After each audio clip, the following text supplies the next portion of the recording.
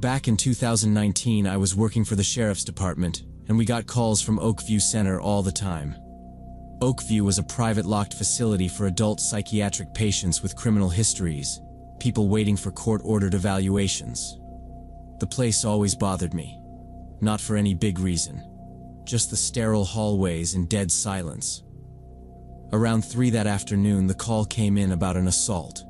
Patient down. Serious injuries. Medics staging outside. I met my partner Carol at the main entrance. She was already on her second cigarette, which was a bad sign because Carol only smoked when she was nervous. She blew smoke toward the sign and muttered, she hated this clinic more than all the county jails combined. Dispatch said it was a beating and that medics wouldn't go in without us, standard for places like this when violence kicked off. Even so, the fact they were sitting in their rig instead of pushing inside told me this one was worse than the usual shove in the day room. The administrator buzzed us through the doors and met us in the vestibule, badge already in his hand. He swiped us in, and we walked down the main hallway with 2 paramedics behind us.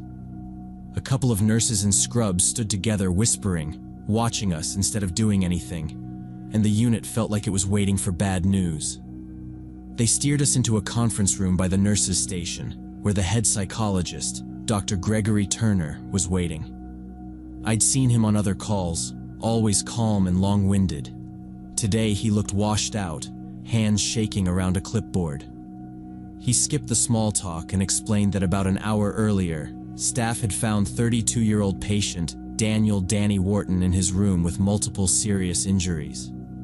They were worried about a skull fracture and internal bleeding. Staff had called a code. Medics took one look through the door window and backed out to wait for us. Turner said the strangest part was that the doors and windows were locked. Oakview ran everything off an electronic badge system, and according to the access logs, no one had gone into Wharton's room since the morning nurse rounds. No staff entries, no alarms, nothing. Carol frowned and asked if the injuries could be self-inflicted. Turner shook his head right away. Nature of the wounds clearly showed a beating with fists, and probably a heavy object. On top of that, Danny had been in handcuffs attached to the bed frame since a morning incident when he'd tried to swing on a nurse. While Turner talked, I kept glancing at the security guard posted by the door. Big guy in a too tight uniform, hand resting near his radio. Eyes not on us, but on the corridor behind him, like he was waiting for somebody to show up. I'd seen plenty of nervous staff in plenty of bad situations, but this felt different. Like whatever had happened in that room still hadn't settled. The administrator stepped back in and said the paramedics were ready. Carol told Turner we'd finish questions later, and that first we needed the medics in with the patient, and nobody in that room argued. The paramedics went into Wharton's room first, and we followed right behind them. The sight inside hit hard even for people used to seeing damage. Young man on the bed, lying in a wide pool of blood. Face so swollen and purple he didn't look like himself, hands still cuffed to the metal frame. One of the medics let out a low whistle and said whoever did this clearly wanted him dead. The cuffs were intact, no damage to the lock or chain. There was raw skin around his wrists where he'd tried to pull free, but he hadn't gotten anywhere. Danny hadn't defended himself at all. Carol asked for Wharton's history while the medics worked. Turner said Danny had been 8 months in Oakview after stabbing his ex-girlfriend, with 2 earlier arrests for assault and a court competency order. I asked about enemies. He said arguments often, but no fights with patients. As for staff, everyone had alibis for the time of the attack. Dr. Turner took us to the security room where several monitors showed camera feeds. A skinny tech in a faded polo was already there, badge crooked, fingers tapping the console. He introduced himself as Brad and said he had the relevant footage ready, but his voice shook a little. He started with the exterior cameras from the last 12 hours, fast-forwarding while he talked. No one had entered or left without using an electronic pass, and every swipe matched somebody on the staff schedule. Then he switched to the interior feeds. The second-floor hallway where Danny's room was stayed empty from about 9 in the morning until a little after 1. You could see staff moving in the cross hallway, but nobody walked that stretch by his door. At 13:37, a figure finally appeared. A woman in a white medical coat came into frame, head down, dark hair hanging over her face as she walked straight to Danny's room. She didn't hesitate or look around, just pulled an electronic pass from her pocket and swiped the reader by his door. The light went green, and she went inside. Brad paused the video and brought up the access log window on another monitor. Same timestamp, same room. Badge ID clear on the screen. Then he opened the camera from inside Danny's room and rewound to the same minute. The camera was mounted high in the corner, aimed toward the bed and door. Danny was alone, cuffed to the frame, moving a little but very obviously conscious. The door opened and the woman stepped in, closed it behind her, and walked over to the bed. She leaned over him, blocking most of his upper body from view. As soon as she did, the picture started to break up with horizontal lines, and then it went straight to black. We watched several seconds of black screen with the time code still ticking. Brad pointed out that there were no cuts, no skipped frames, nothing he could see in the metadata. When the picture came back, Danny was lying twisted on the bed, face already beaten and bloody, not moving at all. The woman was standing upright beside him with her back to the camera, white coat spattered with dark stains. She walked to the door, opened it, and left the room without ever lifting her head. Carol stared at the monitor and asked which female staff were on shift at that time. Brad minimized the video and pulled up the list, reading off 3 nurses and a psychologist. He said all 4 had already been checked and had alibis supported by other cameras. Each one showed up elsewhere in the building during that time frame. He sounded like he was trying to convince himself as much as us. I asked him whose badge was used at Danny's door. He zoomed in on the access log, pointed to the name, and swallowed. The pass used belonged to Nurse Sandra Blake. Turner said Sandra had quit 3 weeks earlier, and her badge should have been deactivated the day she left. In their system, that credential shouldn't have opened anything. I told Brad to show us the woman leaving. He scrubbed forward to 13:52, where the hallway camera caught her exiting Danny's room and walking toward the stairwell. We switched to the first-floor cameras and watched the timestamps line up. The lobby camera showed the staircase door clearly, along with the front doors and the seating area. Nobody in a lab coat came through that door during the entire window where she should have appeared. No dark-haired woman, no white coat at all. Carol swore under her breath and said this was exactly why she hated Oakview. I called the station from the security room phone and asked them to pull Sandra Blake's current information. We sat there replaying the glitch and that walk down the hall while we waited. When dispatch called back, they said Sandra had moved to another state a month earlier and was working at a hospital there. She'd been on shift that day, and they had timestamps to prove it. On top of that, Sandra was blonde in her HR photo and in her current file, and the woman on our video clearly had long dark hair. Whatever else this was, it wasn't Sandra sneaking back in. With that option gone, we did the only reasonable thing and locked the place down. We organized a full search of the building with staff and security walking with us. Every patient room, every office, closets, storage, medication rooms, basement corridors, even an old attic area got checked. Maintenance checked roof access and exterior doors while patrol units stayed on every exit. We examined windows, vents, any possible way someone could have moved around unseen, and found no forced locks, no broken hardware, nothing. The search took the rest of the afternoon and turned up absolutely no one who didn't belong there. No spare white coat hidden anywhere, no wig, no abandoned badge, no weapon. Later that evening, we went back by Danny's room before we cleared. The bed was stripped, cuffs tagged for evidence, and the floor still stained where housekeeping had been told not to touch it. One of the medics stopped us in the hall to say Danny was in surgery but alive, prognosis guarded. After that, all we could do was write everything up and wait. Danny stayed in a coma for about 2 weeks. When he finally woke up, another detective and Turner tried to talk to him. They told me later he just stared past them at the wall and barely answered anything. He asked what day it was, asked for his lawyer, and shut down. No description of the woman. No memory he was willing to share, if he had it at all. As soon as he was medically cleared, he was transferred to the prison hospital, and Oakview dropped him from their census. The case stayed technically open for a while, but nobody ever got charged. The official line in the report was that an unknown staff member, or possibly a patient, had gotten hold of a stolen pass and used weaknesses in the security system and camera coverage to assault Danny. On paper, it sounded like a reasonable theory, and it kept the lawyers and the county commissioners calmer. Off the record, I never bought it.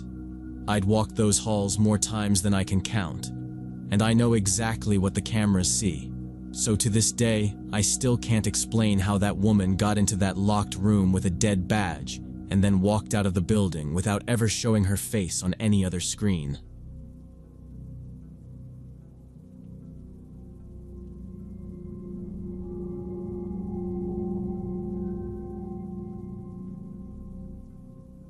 Two years ago, I was working freelance from home, had a flexible schedule, and I'd often be online until 3 or 4 in the morning. My clients were in other time zones, so being awake at weird hours kind of helped.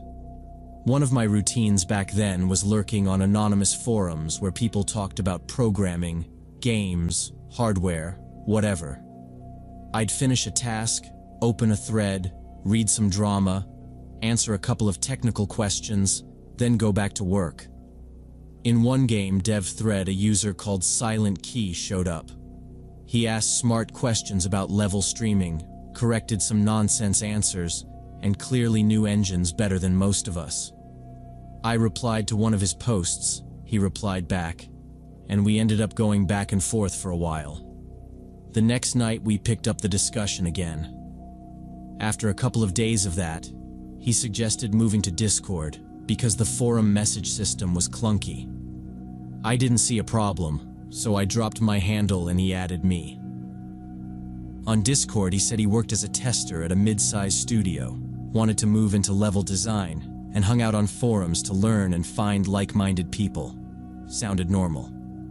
We chatted every day, mostly about games and tech stuff. He was quick to answer, always had links, examples, or some trick he'd tried.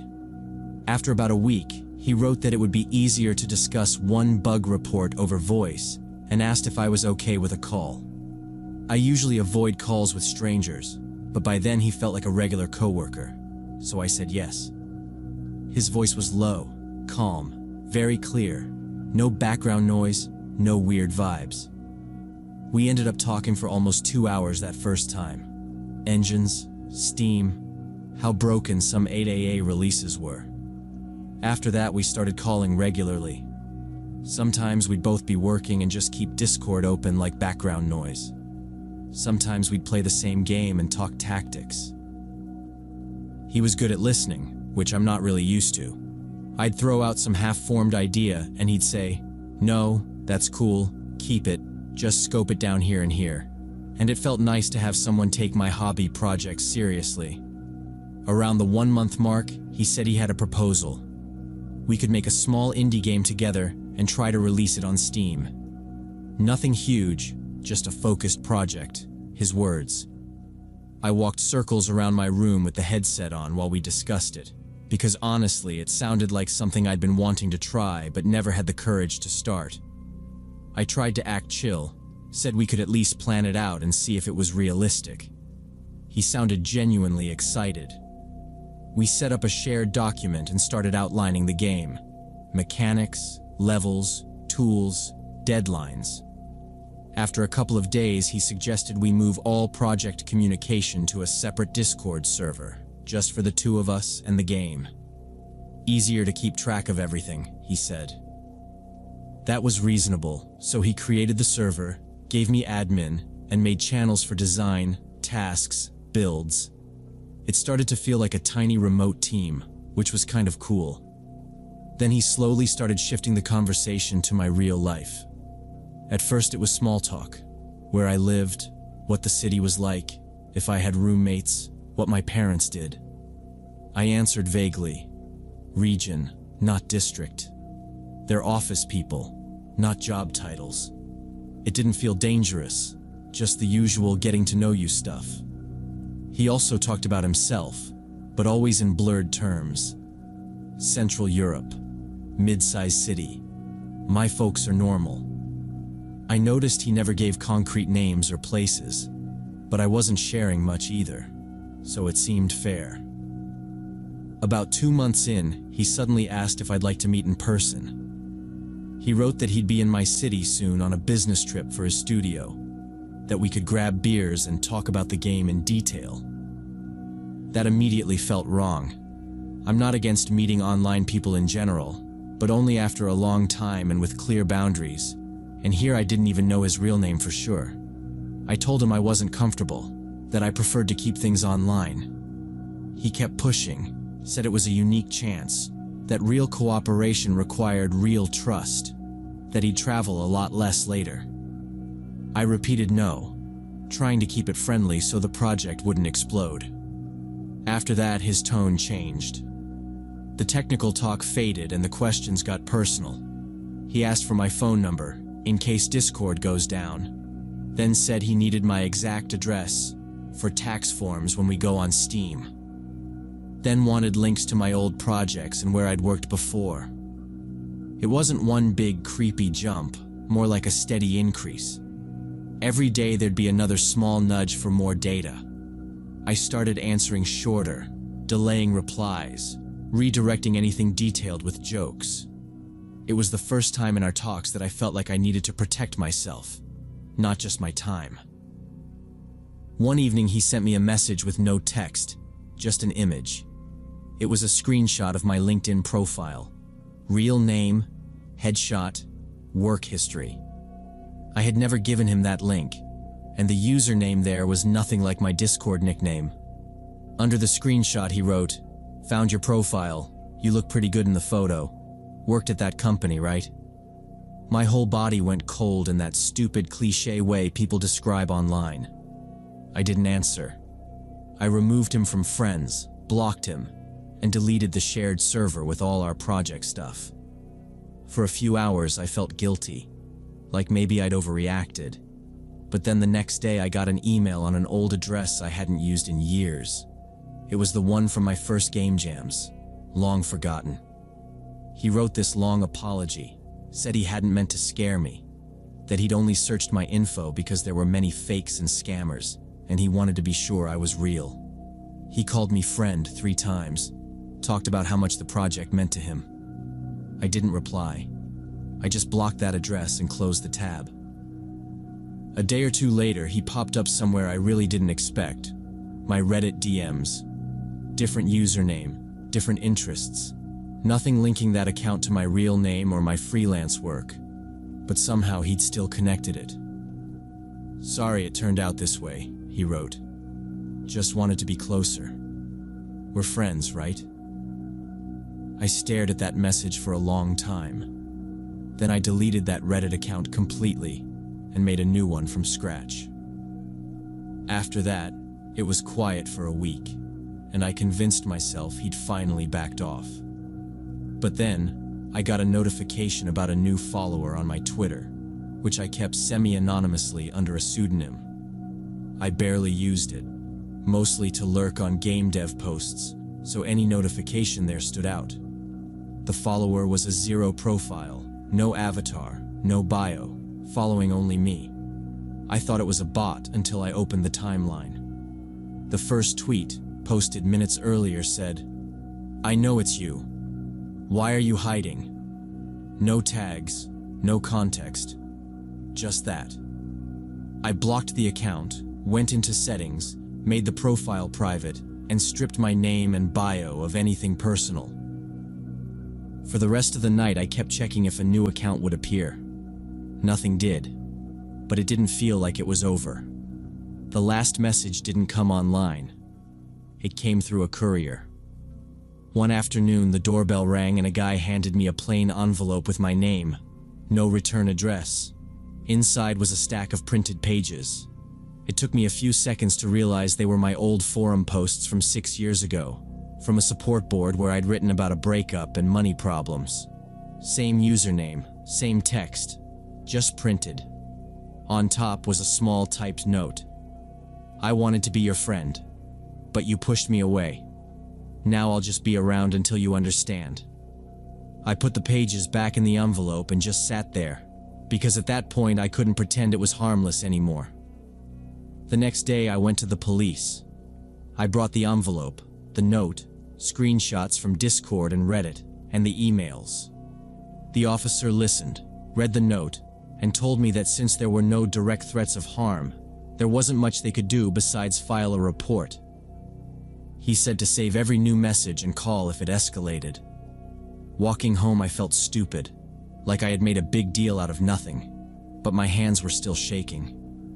That night, I changed every password, deleted old accounts, closed anything with my real name where it wasn't required, and locked down the rest. Over the next few weeks, I stopped posting personal stuff anywhere. 6 months have passed since then. No new messages, no weird follows, no strange emails. On paper, that should be a good sign, but I still feel like he's out there somewhere. I don't use forums anymore, and I barely post on social media. Sometimes when I see the same unfamiliar car near my building a few days in a row, I catch myself wondering if he already knows where I live.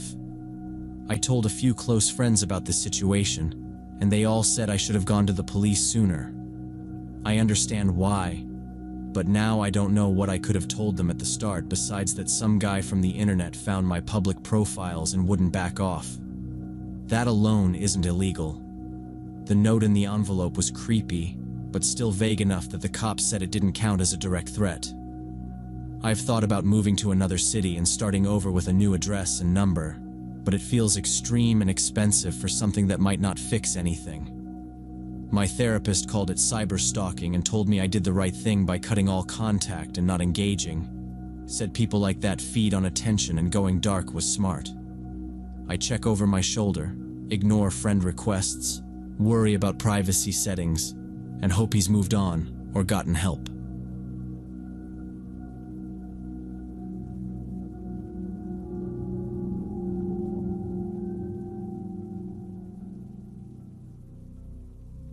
When the silver sedan showed up in my rearview mirror for the third time on different stretches of the highway, I realized it wasn't a coincidence. But all of that started 4 hours earlier, when I pulled out of Portland at 7 in the morning, pointed north towards Seattle. I'm an architect, mostly small offices and small retail, and this 2 o'clock meeting with the owner of a hotel chain was my shot at something bigger. I left extra early, drawings on a USB in my tablet, telling myself that as long as I was in the city by 1, I'd be fine. Around 10, the GPS started throwing up orange warnings about a crash and heavy traffic ahead. My arrival time slid from 12:45 to 1:35 in a couple minutes. I still had a buffer, but I hate inching along hungry and distracted. When a sign for Maple Diner popped up, I took the exit. The lot was almost empty. Inside, an older waitress wiped the counter, 2 truckers sat near the window, and a guy in a faded denim jacket had a table by the door. Chair turned a little toward the room like he was half watching everything. I took a stool, ordered an omelet and coffee, and set my tablet on the counter. The map showed the interstate ahead as a thick red line with a couple suggested detours branching off. I zoomed and scrolled, trying to see which side roads were real highways and which were the kind that suddenly turned to gravel. My keys were next to the tablet, my laptop bag looped around my foot. I wasn't paying real attention to anybody, but every time the screen lit up, I felt the guy by the door looking over.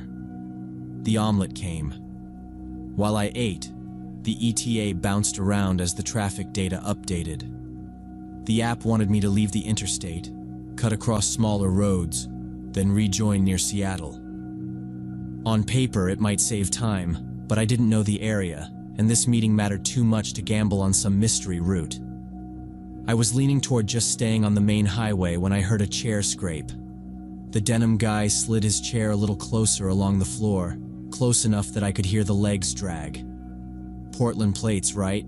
he said, nodding toward the window. "I'm from there too. How's the city these days?" He sounded casual, almost friendly. Nothing about him screamed, "problem." I gave him the usual answer. Traffic worse every year, construction everywhere, rents going up. He laughed in the right spots, then asked what took me north.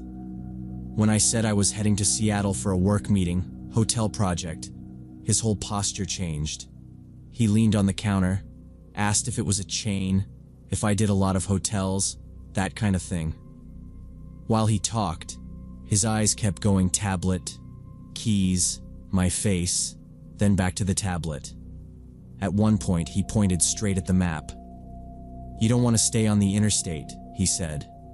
"It's a mess up there lately. You get off way earlier, cut across here and here." He traced a path with his finger. "Then come up from the east side. Locals use it. Saves you like 40 minutes easy." His fingertip tapped the glass right next to my keys. Without thinking, I slid them a little closer. On the map, the route he drew did follow a numbered highway, not just a thin gray line. For a second, I pictured that extra 40 minutes of breathing room, showing up early, maybe even grabbing a coffee near the hotel. Then I pictured sitting on the shoulder behind a wrecked pickup somewhere with no reception, explaining to this guy on the phone why I was late. "Appreciate it," I said, "but I think I'll stick to the main road. I've still got some leeway." He shrugged fast, like flipping a switch, and pushed his chair back toward his table by the door. Just like that, I didn't exist again. I finished my coffee faster than I normally would, paid, and stepped outside. The air felt different when the door shut behind me. That small drop in tension you only notice once it's gone. My car sat where I'd left it, pointed toward the exit. A few spaces away, pointed the other direction, was a silver sedan. I was pretty sure I hadn't seen when I pulled in. Maybe I just hadn't looked. The windshield was dark when I glanced at it. I put my bag in the back instead of on the passenger seat, set the tablet on top of it, locked the doors out of habit, and drove back up the ramp to the interstate. About 30 minutes later, back in my usual drive-time trance with the radio low and the meeting running through my head, I checked the rear view. A silver sedan sat 3 or 4 car lengths behind me in the left lane, holding steady. Nothing special. You ride with the same cars for miles sometimes. I passed a slow SUV, checked again, and the sedan was still there, same gap. It poked at my brain enough that I decided to test it. I signaled and eased into the right lane behind a semi. A few seconds later, the sedan's blinker flashed and it rolled over behind me, same distance. My grip tightened on the wheel. Maybe the driver just liked following someone. People do that. I waited half a minute, then signaled and moved back left to pass the truck. In the mirror, the sedan hesitated, then slipped left too, sliding right back into my wake. This time I let my foot off the gas until we were a good 20 miles under the limit. Cars started stacking up behind us before eventually going around on the right. The sedan didn't pass. It just shrank with me, keeping the same cushion of space. The feeling in my chest shifted from mild irritation to something cold and very clear. I pressed down on the accelerator, watching the needle climb close to 80. The engine note rose. The nose of the silver car behind me dipped and lifted as it matched every change without closing or dropping back. My heart started pounding in that tight, efficient way your body uses when it has decided something is wrong. I forced myself to stop staring at the mirror and think. In my head, I pulled up the map from the diner instead of the sedan. I remembered a small icon I'd barely noticed at the time, just above the red line of the interstate. A large truck parking area, a block of concrete and fuel pumps in the middle of trees. If the distance scale was right, that stop was coming up in about 8 miles. I kept driving and tried not to show that I'd noticed anything. I forced myself to stare straight ahead. No extra mirror checks, just the normal quick glances. My hands were locked on the wheel so tight my fingers hurt. The GPS kept talking about traffic and lane changes, and it felt disconnected from what was actually going on. A green sign came up on the right. Truck stop. 4 miles. That was the first real piece of hope I'd had since I realized he was following me. If I could get off there without tipping him off, at least I'd be around other people, cameras, lights, all of that. About 3 miles from the exit, I started to ease the speed up, 5 miles an hour at a time, until the needle was sitting around 85. I kept it as smooth as I could. In the mirror, I saw the gap close. The sedan moved closer until there were only a couple of cars between us. I ignored it and watched the signs instead. 1 mile to the exit. I left the blinker off on purpose. If I got obvious, he'd just take the ramp with me, and then I'd be boxed in on some small access road with nowhere to go. The exit 1 mile sign went past. I counted in my head, trying to time it so it didn't look like I'd suddenly changed my mind. When the solid line for the off-ramp finally broke into the dashed line, I jerked the wheel right. Not insane, but way sharper than I'm comfortable with at that speed. The tires squealed. The car slid for a second before grabbing the pavement again. My bag slammed into the passenger door. I made myself look up into the rear view. The silver sedan shot past in the left lane, still flying straight, way too far forward to make the exit without doing something suicidal. It never even dipped toward the ramp. Seeing it keep going instead of following made everything go weak and shaky. I coasted down the ramp, forcing my breathing to slow down before I reached the bottom. The truck stop opened up in front of me, rows of parked semis and a low building with a little diner attached. I headed straight toward a cluster of truckers standing near their rigs. Guys in work boots, safety vests, big thermos cups in their hands. I pulled up close, put the car in park, and rolled down the window. I didn't sugarcoat anything. I told them there was a silver sedan that had been on me for about 60 miles, copying every lane change, matching my speed, that I'd just thrown my car onto the exit at the last second to get away. I said I didn't know what the driver wanted, but I didn't feel safe going back on the highway. They didn't laugh or tell me I was paranoid. One man, maybe mid-50s with a gray beard, stepped forward and squinted down the ramp toward the interstate. Then he leaned in a little and asked for the plate if I had it, what the driver looked like, where I'd first seen him. I gave him the state and numbers as best I could remember. Told him about Maple Diner, the denim jacket, how the guy had pushed this shortcut on back roads. "Stay here," he said. "Lock your car and go inside. I'll call it in." That was exactly what I wanted to hear. I parked properly in a slot, locked up, grabbed my bag, and went into the diner. I sat by the window so I could see my car and the line of trucks. Through the glass, I watched the gray bearded driver on his phone, pacing a little, one hand on his hip, looking toward the freeway. Roughly 15 minutes later, a highway patrol car pulled in. No lights, moving slow. The officer talked to the trucker first, then came inside and walked straight over to my table.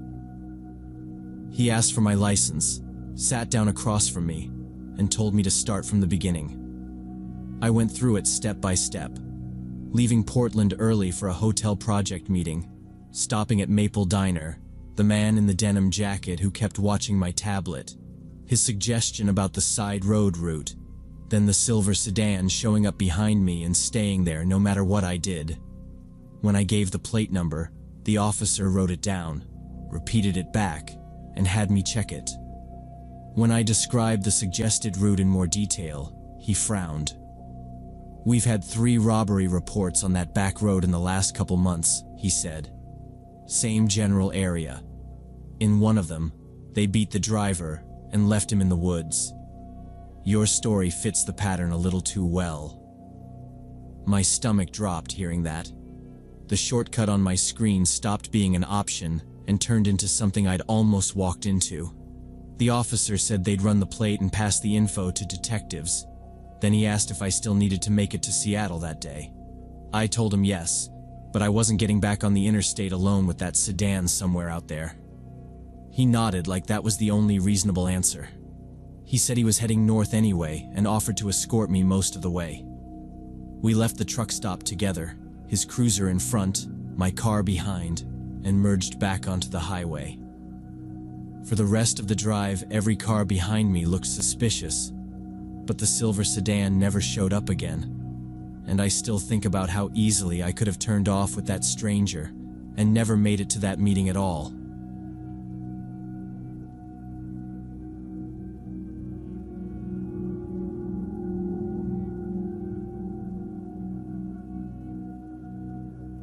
"6 years ago, I worked as a night security guard for a private security firm in Texas. My shift was 10 p.m. to 6 a.m., patrolling an industrial district full of warehouses, small factories, and office buildings on the city outskirts. It was routine work.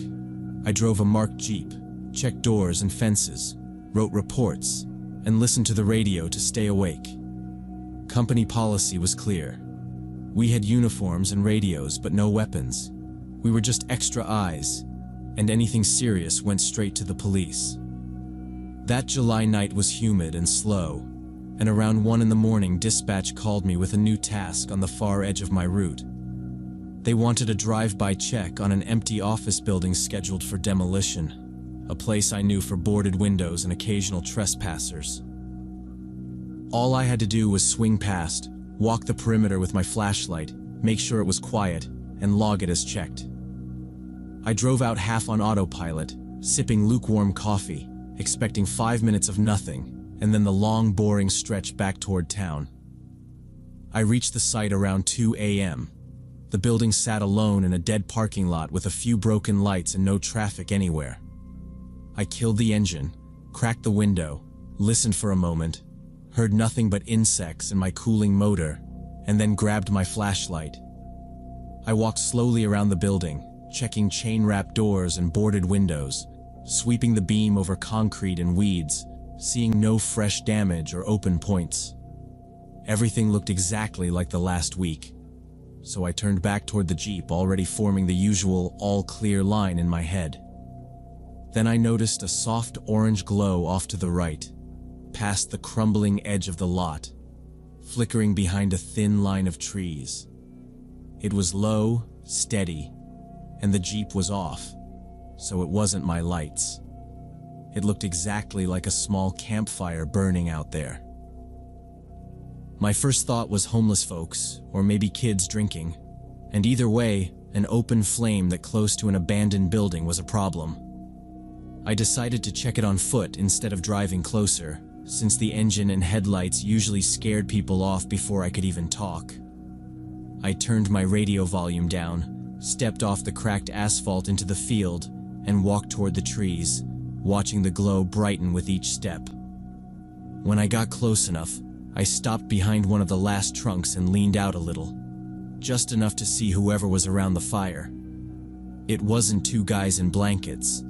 There were 5 or 6 adults in camping chairs, passing cans from a cooler, talking over a small controlled flame.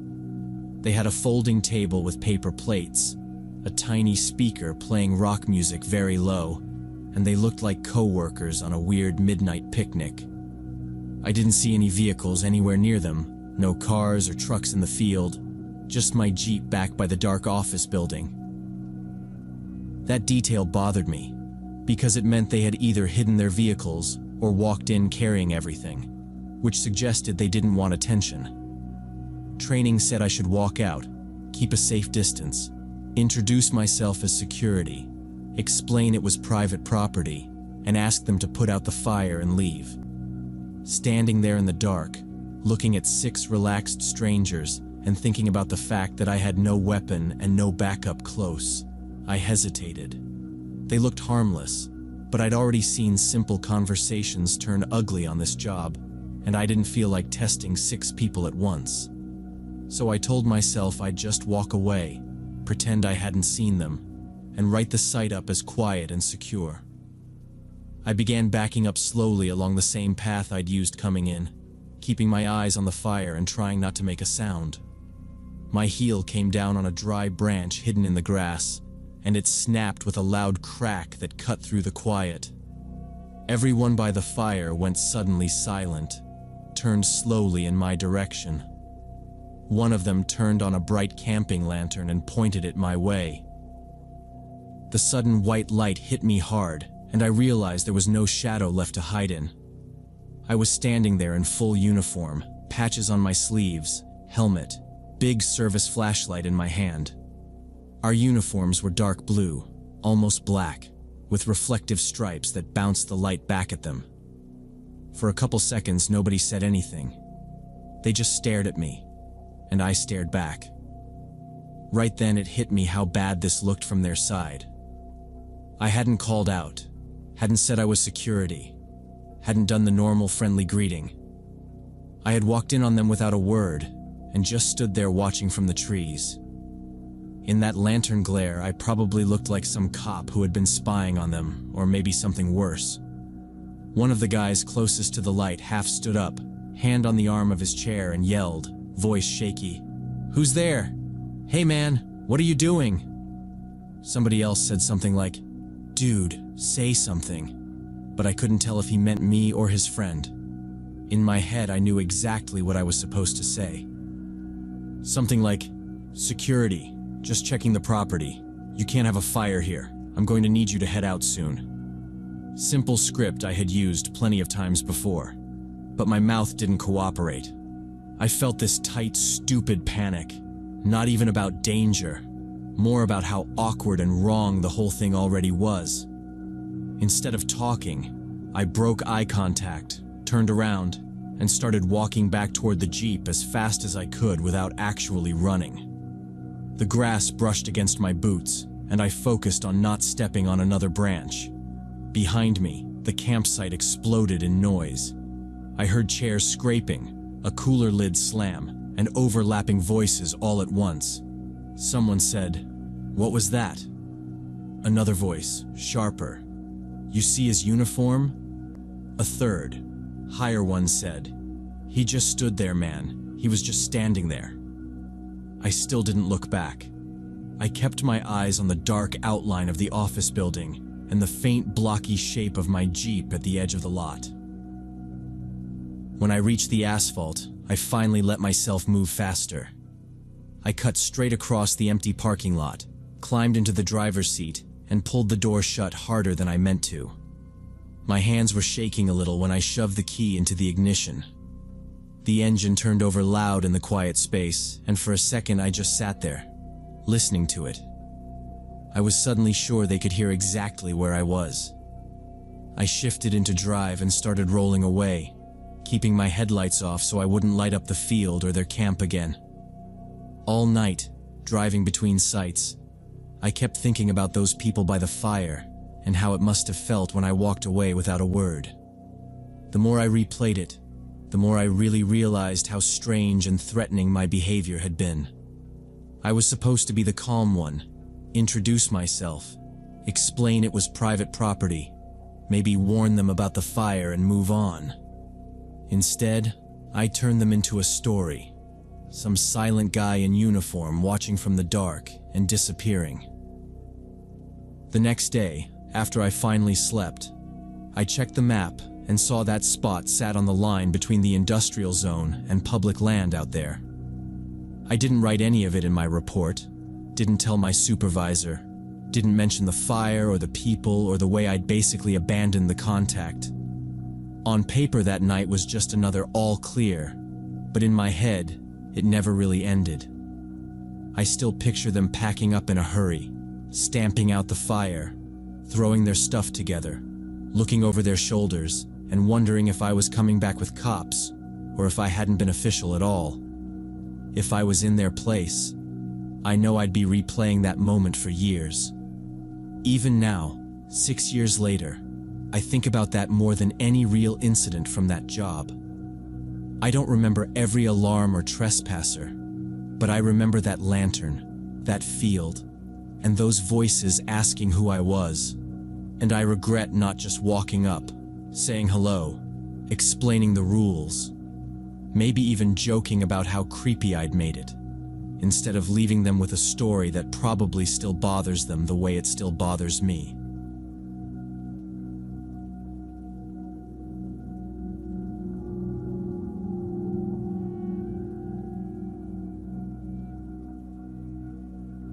Four years ago, when I was 24, I was really into astrophotography, shooting the night sky, Milky Way, meteor showers, using an old Nikon DSLR and a tripod. Back then, that was pretty much my entire life outside of work. I did help desk stuff in the day, then spent nights checking cloud cover, moon phase, forums, all that. My friend Brian, who was 26, was the only person I knew who was just as obsessed. He had a slightly nicer Nikon, an equally cheap tripod, and the same weird idea that driving an hour into nowhere to stand in the dark was a fun way to spend a night. We had our usual safe spots: a pullout by the highway, a dirt road near some fields, a public boat ramp. We'd scouted them in daylight, checked maps to make sure we weren't in someone's backyard. Worst thing that ever happened was a bored cop rolling up, seeing the tripods, asking if we'd seen any UFOs yet, and driving off. It felt predictable. We liked predictable. That August, around the Perseids, Brian texted me at like 11. He said some guy at work told him about an abandoned quarry about an hour from the city. Supposedly it had been shut down 20 years ago, no lights for miles, insane sky, dirt road in, but totally fine for a regular car. On paper, it was exactly the kind of place astro people brag about online. It also sounded like the setup to a bad Reddit story, so I called him. "Is this guy normal?" I asked. "Or is he trying to lure you to a murder quarry?" Brian laughed and said the dude was just a forklift operator whose uncle used to work there. Sometimes the gate was locked, sometimes it wasn't, but nobody cared. He'd gone out there to drink with friends and said he'd never seen security, never seen another car. Brian's logic was simple. If anyone showed up and told us to leave, we'd apologize and go. I kept thinking about trespassing, fines, and the fact our gear cost more than his Subaru. In the end, I did what I always do. Pictured the photos. Milky Way over a huge empty pit, no light dome, maybe some rusted machines as foreground. After 10 minutes of back and forth, I told him, "Okay, but if anything feels off, we're done." No arguing, no one more shot. We leave. We loaded his old Forester around 2 a.m. 2 camera bags, 3 tripods, coffee, snacks. The highway was empty except for a few trucks. Once we turned onto the smaller county road, it got properly dark. No streetlights, just occasional mailboxes, then nothing. I remember watching the cell signal drop to 0 and feeling that little twist in my stomach you get when you realize you're really on your own. The GPS eventually told us to turn onto a dirt road. We followed it until the headlights caught a pair of metal gates. A faded sign on one side said "Private property, no trespassing," but the gates were standing wide open. Brian left the car idling while we stared through the windshield. There were no buildings lit up, no vehicles, just the road disappearing between low mounds of rock. "We can still pick the lake," I said. "We can," he answered, but his hands stayed on the wheel, not the shifter. It did look abandoned. No fresh tire tracks that I could see, weeds growing up along the fence. I told myself that if this place was active at night, there'd at least be a chain on the gate or a light somewhere. He eased us through. The road started descending, winding between gravel hills, then opened into the quarry floor. This big flat area ringed by high rock walls. Rusted containers, broken concrete, old metal frames were scattered around like someone had just walked away mid-shift years ago. No houses, no distant highway noise, just us and the car. We parked near what looked like an old loading spot, killed the engine, and stepped out. The sky was ridiculous. The Milky Way was bright even without the camera, and for a while we just slipped into our routine. Tripods, cameras, test exposures, focus checks. Long exposures make time blur. 30 seconds at a time doesn't feel like much until you realize an hour has gone. We kept drifting farther from the Subaru, chasing different compositions, trying to keep the car out of the frames. Eventually, we'd wandered to the opposite side of the pit from the entrance. The Forester was just a dark lump way across the gravel. It didn't bother me then. I just remember thinking how quiet it was, and how, if I ever posted these shots, someone would ask where we'd found a sky that clean. I was framing a shot when I saw it.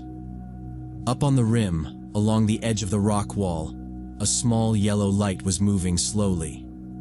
It looked like a flashlight, maybe clipped to someone's chest or carried low. At first, I thought I was imagining it, but it kept drifting along the edge in little arcs like it was scanning. "Brian," I said, keeping my voice low. "Look up there." He followed my line of sight and stiffened. "Maybe a guard," he whispered. It didn't sound like he believed it. Some random night guard walking an abandoned quarry at 3 in the morning didn't fit. We both went still, just watching. The light kept moving, then stopped almost directly above us, like whoever held it had finally noticed movement on the floor. Nothing happened for several seconds. No shout, no second light, no footsteps. Just that dim yellow glow sitting there. My brain started doing the thing where it tries to rationalize everything at once. Farmer, hunter, kids partying, anything normal. I actually started to relax a little, convinced we were freaking out over nothing. Then the glow snapped into a blinding white column, a full-on spotlight aimed straight at us. I threw my arm up on instinct. At the same time, the silence exploded with the roar of engines from behind us, up near the road we'd driven down. One engine, then another, maybe a third, all revving hard. Headlights appeared and bounced down the descent, beams sweeping across the walls and old containers until they slammed over us. The quarry floor lit up like a parking lot. Our shadows stretched out sharp on the gravel. Over the engines we heard shouting, several male voices, words blurred by distance but angry enough that we didn't need to understand them. We didn't try to talk or figure anything out. Brian ripped his camera off the tripod. I grabbed mine by the strap, and we left the tripod standing there. Without saying a word, we turned and ran full speed in the opposite direction, into darkness where the headlight beams hadn't reached yet. The quarry floor was uneven, littered with rocks and metal junk, and I realized it too late. My foot hit something, and I went down hard, palms and knees scraping over gravel and rust. I grunted more from surprise than pain, and scrambled back up because the engines behind us were getting louder, and the lights were already swinging wider. Brian grabbed the back of my hoodie to steady me, and jerked his chin toward the rocky wall curving off to our right. We angled that way, half running, half stumbling, until the wall rose up right in front of us. Up close, it wasn't flat at all. There were cracks, ledges, and weird little pockets where chunks had broken out. Brian hissed, "Here," and pointed at a narrow vertical crack, like a natural niche. It was just wide enough if we turned sideways. We squeezed in together, shoulders and chests pressed tight, backs against the cold rock, and tried to sink into the shadow. From outside, it probably looked like nothing. Inside, it felt like a closet with the door pushed into our faces. I focused on keeping my breathing quiet, but every inhale sounded too loud in my own ears. The trucks finished one fast loop, then slowed down. Now they were methodically circling, cutting across the middle, headlights and spotlights sweeping like they were doing a grid search. There were 3 pickups, 2 white and 1 dark, and I could see silhouettes standing in the beds swinging flashlights over the ground. Every time a beam passed near us, my jaw clenched. Voices bounced around the walls, men yelling to each other, but the echo twisted everything so it all blurred together. I couldn't understand a single word, just tone, and that tone was pissed. One of the pickups peeled out of the circle and rolled straight toward our side. The engine got louder, the headlights washed over broken rock in front of our crack, and a guy in the bed started dragging his flashlight along the wall. The beam moved slow, like he had all the time in the world. It slid across old drill marks, rust streaks, then swept maybe a meter from my face. I tilted the camera down into my chest, squeezed my eyes shut, and held my breath, absolutely sure the lens was going to flash back at him. The light hovered for a second that felt like an hour, then kept going. The truck idled right there for a bit. Then the driver revved and turned away, heading back toward the center. A minute felt like an hour, but the pickup drove past without noticing us in the shadow of the crack. I wanted to pull out my phone and call the police so badly my fingers twitched, but I was terrified the screen light would give us away. Down there it was pitch dark except for their lights. Any little glowing rectangle would look like a flare. So I left it in my pocket and just sat there, counting my own heartbeats while the trucks kept crawling around the quarry. I lost track of time. It was probably 30 minutes, maybe more. The pickups kept patrolling the quarry floor, sometimes stopping in a cluster like they were arguing about what to do next. Then one of them headed toward the entrance where we'd parked. We heard tires on broken glass, then the crack of something shattering loud and clear even with the engines. More breaking glass followed, metal creaking, doors slamming. They were all over Brian's Subaru. "They're in the car," he whispered, breath hot against my ear. "They're tearing it apart." I pictured them going through our bags, seeing the cameras and tripods, realizing we weren't some kids sneaking in to drink. We were 2 strangers who now knew there were at least 3 trucks and a handful of men doing something out here they didn't want seen. Sitting still started to feel less safe than moving. If they decided to widen their search on foot, that crack wasn't going to save us. Brian leaned closer after a long stretch where the engine sounded farther away. "We need to get on top," he whispered. "We can't wait them out. Look right." I turned my head and peered out past the edge of the niche. A little farther down, the sheer wall turned into a steep slope, more angled than vertical. Loose rock, dirt, some scrub bushes. It looked awful, but climbable. We waited until all 3 sets of headlights were on the opposite side of the quarry. When their beams crossed in the middle, we slid out of the crack and hugged the wall, moving sideways as fast as we dared. Every scuff of my shoe sounded huge. The engines and shouting covered most of it, but I still kept waiting for someone to yell. When we reached the slope, I realized it was even looser than it had looked from the crack. We started climbing anyway, hands and feet, grabbing at rocks and little bushes. Gravel poured down under us. Twice my foot slipped and I slid a couple feet back, skinning my knee and jamming my fingers into anything solid to stop. Brian was a little ahead, muttering, come on," under his breath. The whole time I was sure a spotlight was about to snap up and pin us on the slope. But nothing hit. All the lights stayed down on the floor. After what felt way longer than it probably was, my hand closed on solid dirt that didn't crumble. I pushed up, and suddenly there was nothing above me. I rolled onto flat ground and lay there for a second, chest heaving. Brian crawled up next to me. Behind us, the quarry dropped away, just darkness with the occasional moving glow far below.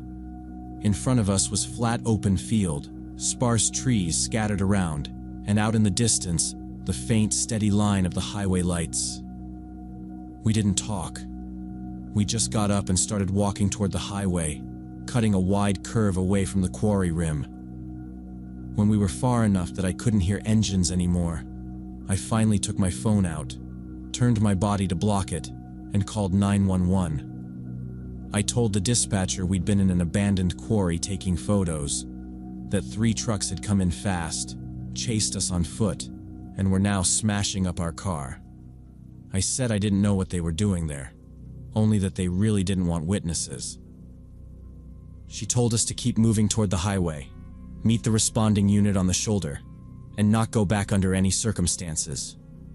We reached the road, gave our location, and waited on the gravel shoulder until a patrol car pulled up with its lights off. The officers split us up, asked the same questions over and over.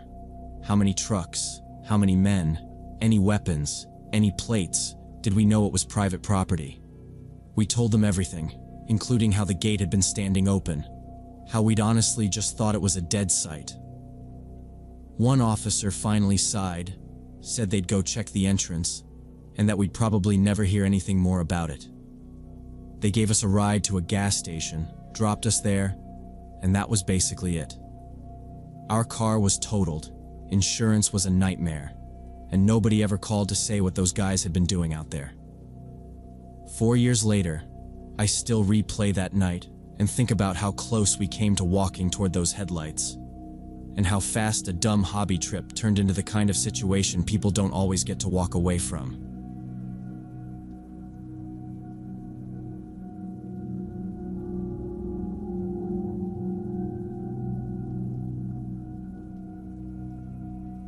During the summer of 2019, me and my buddy Mark planned a 5-day hiking trip through a state park known for canyons and waterfalls. I was 26 then, he was 28, and both of us were just burned out. Mark works as an engineer for a construction company, always thinking about load limits and safety margins. I run a tiny computer repair business out of a rented room, mostly fixing broken hinges and explaining to people that the internet didn't disappear. Their Wi-Fi did. 5 days with no clients and no traffic sounded perfect. We hit the outdoor store, spent more money than we meant to, and laid everything out on my living room floor the night before we left. 2 tents, food for 5 days, a small stove, water filter, basic tools, first aid kit. Mark showed up with a GPS tracker and 2 flare guns his dad had pushed on him. His dad used to work search and rescue and apparently drilled into him that you never go out naked. Mark joked, "If we die out here, at least we'll be easy to find," and tossed the GPS on top of my pack. I rolled my eyes, but I didn't argue. It was a popular state park. I honestly thought the worst we'd see would be blisters and maybe some annoying campers. The first 2 days were pretty much perfect. We followed the main loop, maybe 12 miles total. Nothing crazy. We passed families with kids, a solo older guy, a couple of trail runners. The first night we camped by a small lake, cooked instant noodles, and tried to fish with a cheap collapsible rod Mark brought. We split one sad little fish and agreed this was still better than eating at our desks. Day 2 was more of the same. Easy trail, decent weather, small talk about work and life. By the second night, I'd stopped even thinking about the GPS and the flares. Everything felt controlled and safe. On the morning of the 3rd day, we were sitting on a fallen log, eating oatmeal and looking at the map. The main loop did this big, lazy curve around a canyon. There was a thinner line cutting straight through it toward a spot labeled Eagle Falls. The guidebook mentioned steep, less maintained, but didn't say anything about it being closed. Mark wanted better views and something a little tougher than the main loop. I wasn't against it. We weren't tired yet, and it didn't sound like some crazy off-trail stunt, so I said sure. About an hour after we left the main trail, the path we were on narrowed and started hugging the canyon wall. Rock went up on our right, and the ground dropped away on our left. It wasn't a sheer cliff, but if you slipped, you weren't stopping right away. We were walking single file, watching our footing, when we heard voices somewhere above us. We stopped and looked up. On a ledge maybe 30 or 40 feet higher, 3 guys were standing together. They were talking and clearly looking down in our direction. One of them cupped his hands and yelled, asking where we were headed. His voice bounced around the canyon. Mark yelled back that we were going through the canyon to Eagle Falls. The guy laughed, this short, flat laugh, and yelled that the trail ahead had collapsed in the last storm. He said a whole section had slid out, and people had already needed rescue trying to push through. According to him, the park was slow putting up warnings, and the trail was totally gone now. He told us we should either go back or climb up toward them, because they knew another way around. I didn't like that. We'd checked the park website before the trip, and there was nothing about any closure. But down where we were, we couldn't see far enough ahead to prove him wrong. The trail curved out of sight. Turning back would cost us hours and probably mess up our campsites for the rest of the trip. Going forward, if he was telling the truth, meant walking into a dead end above a drop. We stood there talking quietly for a bit while he kept calling down, sounding more impatient each time. Eventually, Mark shouted that we'd come up. The slope up to their ledge was steep and loose, but not impossible. We stowed our trekking poles and used our hands where we had to, taking it slow. It took maybe 10 minutes of careful climbing before we reached the ledge. The 3 guys stepped back to let us up. Up close, they looked like regular hikers at first glance. 2 of them had decent packs and worn boots. The 3rd guy, smaller, had no pack at all and just stood a little back with his hands in his pockets, watching us without saying much. The tallest one, the same guy who'd shouted down, stepped forward, stuck out his hand, and said his name was Dave. The other 2 just gave quick first names I immediately forgot. Dave said they were locals, that they'd grown up around here and knew these canyons better than the rangers. He talked fast and sounded completely sure of himself. He repeated that a storm had wiped out a chunk of the canyon trail and the park never fixes anything on time. So trying to keep going the way we'd been heading was a good way to end up waiting for a helicopter. Then he said they were going toward Eagle Falls anyway, and offered to show us a shortcut that would bypass the collapsed section and drop us near the top of the waterfall. On paper, following locals to save time and avoid a landslide area didn't sound insane. Mark looked at me, clearly weighing it. I didn't have any solid reason to say no, just a small knot in my stomach, so I said, "If it's not way out of your way, we're good with that." We fell in behind them, Dave in front, his 2 friends between us and him. The trail they took was barely there. Faint boot prints, a bit of trampled grass, weaving away from the canyon and deeper into the hills. It felt more like a game trail than an actual marked route, but I kept telling myself that unofficial shortcuts look like that. After maybe half an hour, the feeling that something was off stopped being just a feeling. It was quiet. No other hikers, no blazes on trees, nothing. I unclipped the GPS tracker from my shoulder strap and checked it while we walked. The breadcrumb line of our planned route was off to the side now, and the little arrow showing our movement was drifting farther and farther away from it. We weren't curving around an obstacle, we were leaving the route. I slowed down enough to end up next to Mark and kept my voice low, telling him the GPS said we were heading in the wrong direction. He frowned and held out his hand for the device, and while we were both looking down at the screen, Dave must have heard us. He stopped, turned around sharply, and his face tightened for a second before he forced a smile. He said if we wanted to go alone, we should go ahead, but these parts were easy to get lost in if you didn't know the way. His voice had a metallic edge to it, nothing like the easy tone from before. He sounded done pretending. His buddies also stopped and turned to face us. The one without the pack shifted, putting his hand on his jacket pocket in a slow, deliberate way so we would notice. I did not see anything, but I understood. Mark tensed beside me, leaned closer, and quietly told me to just do what they said then. So we walked. Dave turned without another word and headed off, and we followed.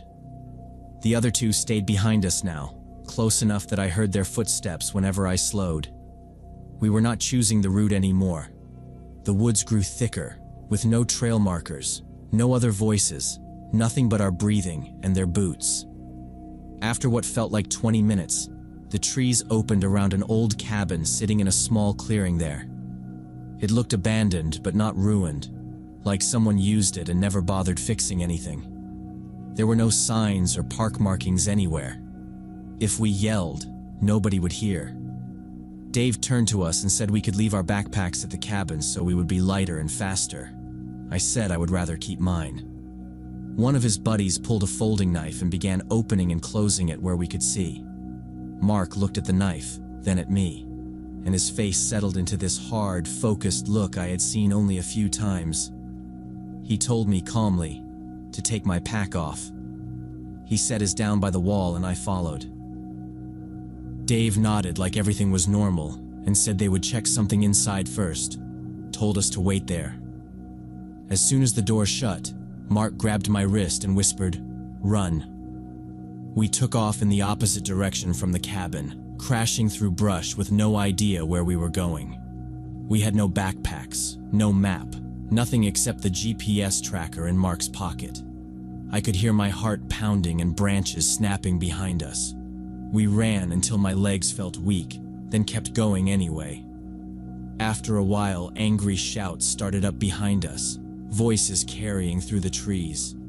They were following, getting closer. We started weaving between trees instead of running straight, hoping the trunks would hide us. The ground was uneven and covered in roots. I caught my foot on one, went down hard, and smashed my knee and hands into the dirt. For a second, I could not breathe. Mark dragged me back up without slowing, telling me to move. Eventually, we heard water ahead and stumbled onto a stream. He said to follow it downstream. We walked and half ran along the stream, sometimes in the water, sometimes on the bank, making it go faster. Every splash behind us made me think they were still right there. After what felt like forever, the trees thinned, and we saw daylight ahead. We came out onto a dirt road with a park ranger's Jeep parked there. We ran toward it, yelling and waving until the ranger saw us and asked what happened. We told him everything, and his expression changed immediately. He called for backup and drove toward the spot we described. Later, they said the cabin was empty, the men gone, our backpacks ripped open with valuables missing. Police took our statements and said it was probably a gang robbing tourists, and that we were lucky we ran. They never found those men, and I still wonder what would have happened if we had not run.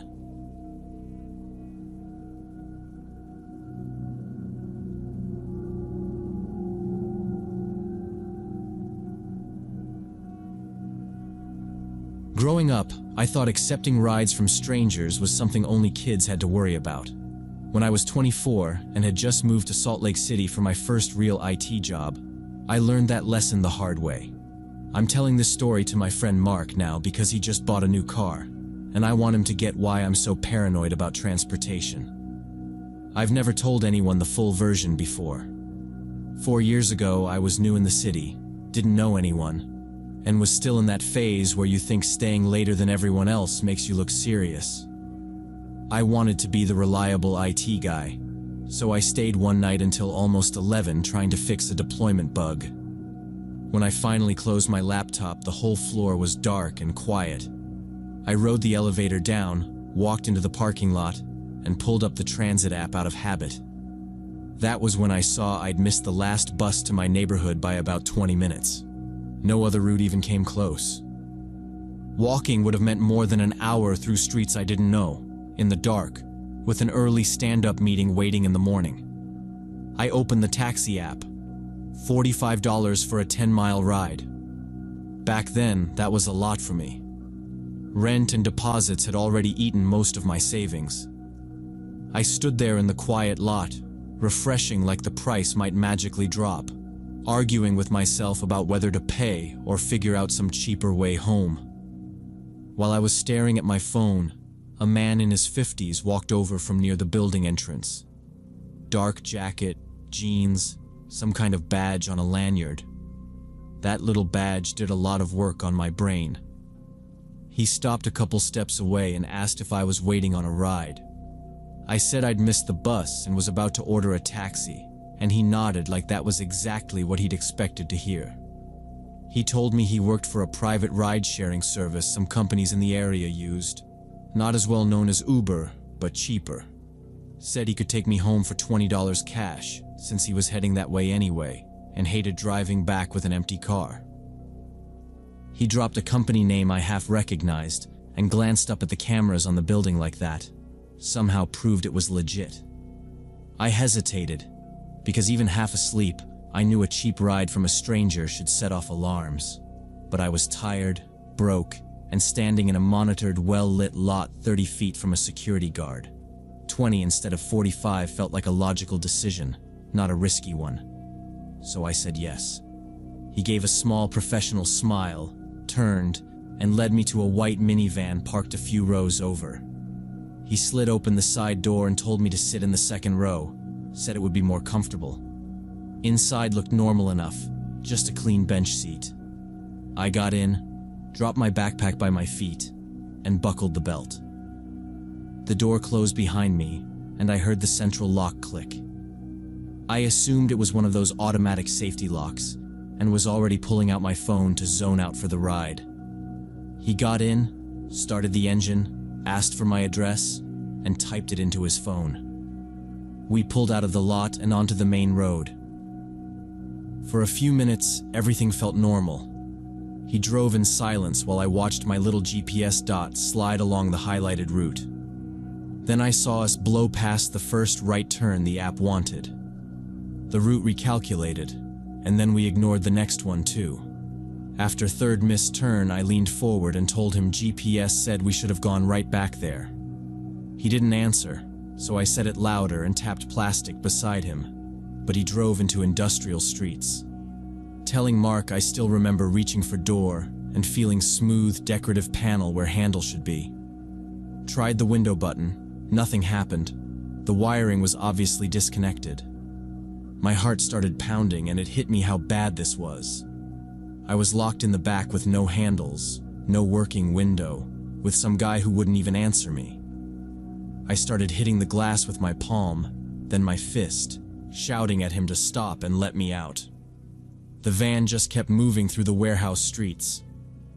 No people on the sidewalks, no cars around us, just fences and loading docks sliding by while he ignored everything I was doing. I kept yelling until my throat hurt. He stared straight ahead, both hands on the wheel, like he was alone in the car. Once his eyes flicked up to the rearview mirror, just long enough for me to know he'd heard me, then went back to the road. That scared me more than if he'd turned around and threatened me. He'd already decided what was happening. Whatever I said didn't matter to him. I pulled out my phone. Full signal, enough battery. My thumb hovered over 911, but I froze. In my head, I saw him noticing the screen light up, slamming the brakes, climbing into the back before I could even say where we were. I didn't know what he had under the seat, or if the doors could be opened from outside while we were stopped.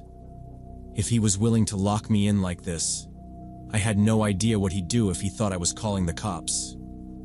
I slid the phone back into my pocket and forced myself to look around instead of just panic. I started watching the turns. Left, long straight, right, another right. I tried to match it to anything from scrolling apartment maps, but every block looked the same. Big dark buildings, chain link fences, empty loading bays. The streetlights thinned out. Between them, the glass turned into a dark mirror with my own face staring back. I pushed along the rubber around the window, looking for a weak spot or something I could pry. Nothing moved. We passed one corner with a small guard booth lit up, and I almost slammed my whole body against the glass to get whoever was in there to look over. By the time I made up my mind, we were already past. That's when it clicked that waiting and hoping he'd stop somewhere I could run from was stupid. Wherever he chose to stop, it would be for his reason, not mine. If I was going to have any control at all, I had to get out while we were still on normal streets. After that, I watched the stoplights more than the road. Every time we slowed, I shifted my weight and felt how much the van moved. Jumping while we were rolling felt like a good way to crack my skull on the pavement and wake up back inside with fewer options.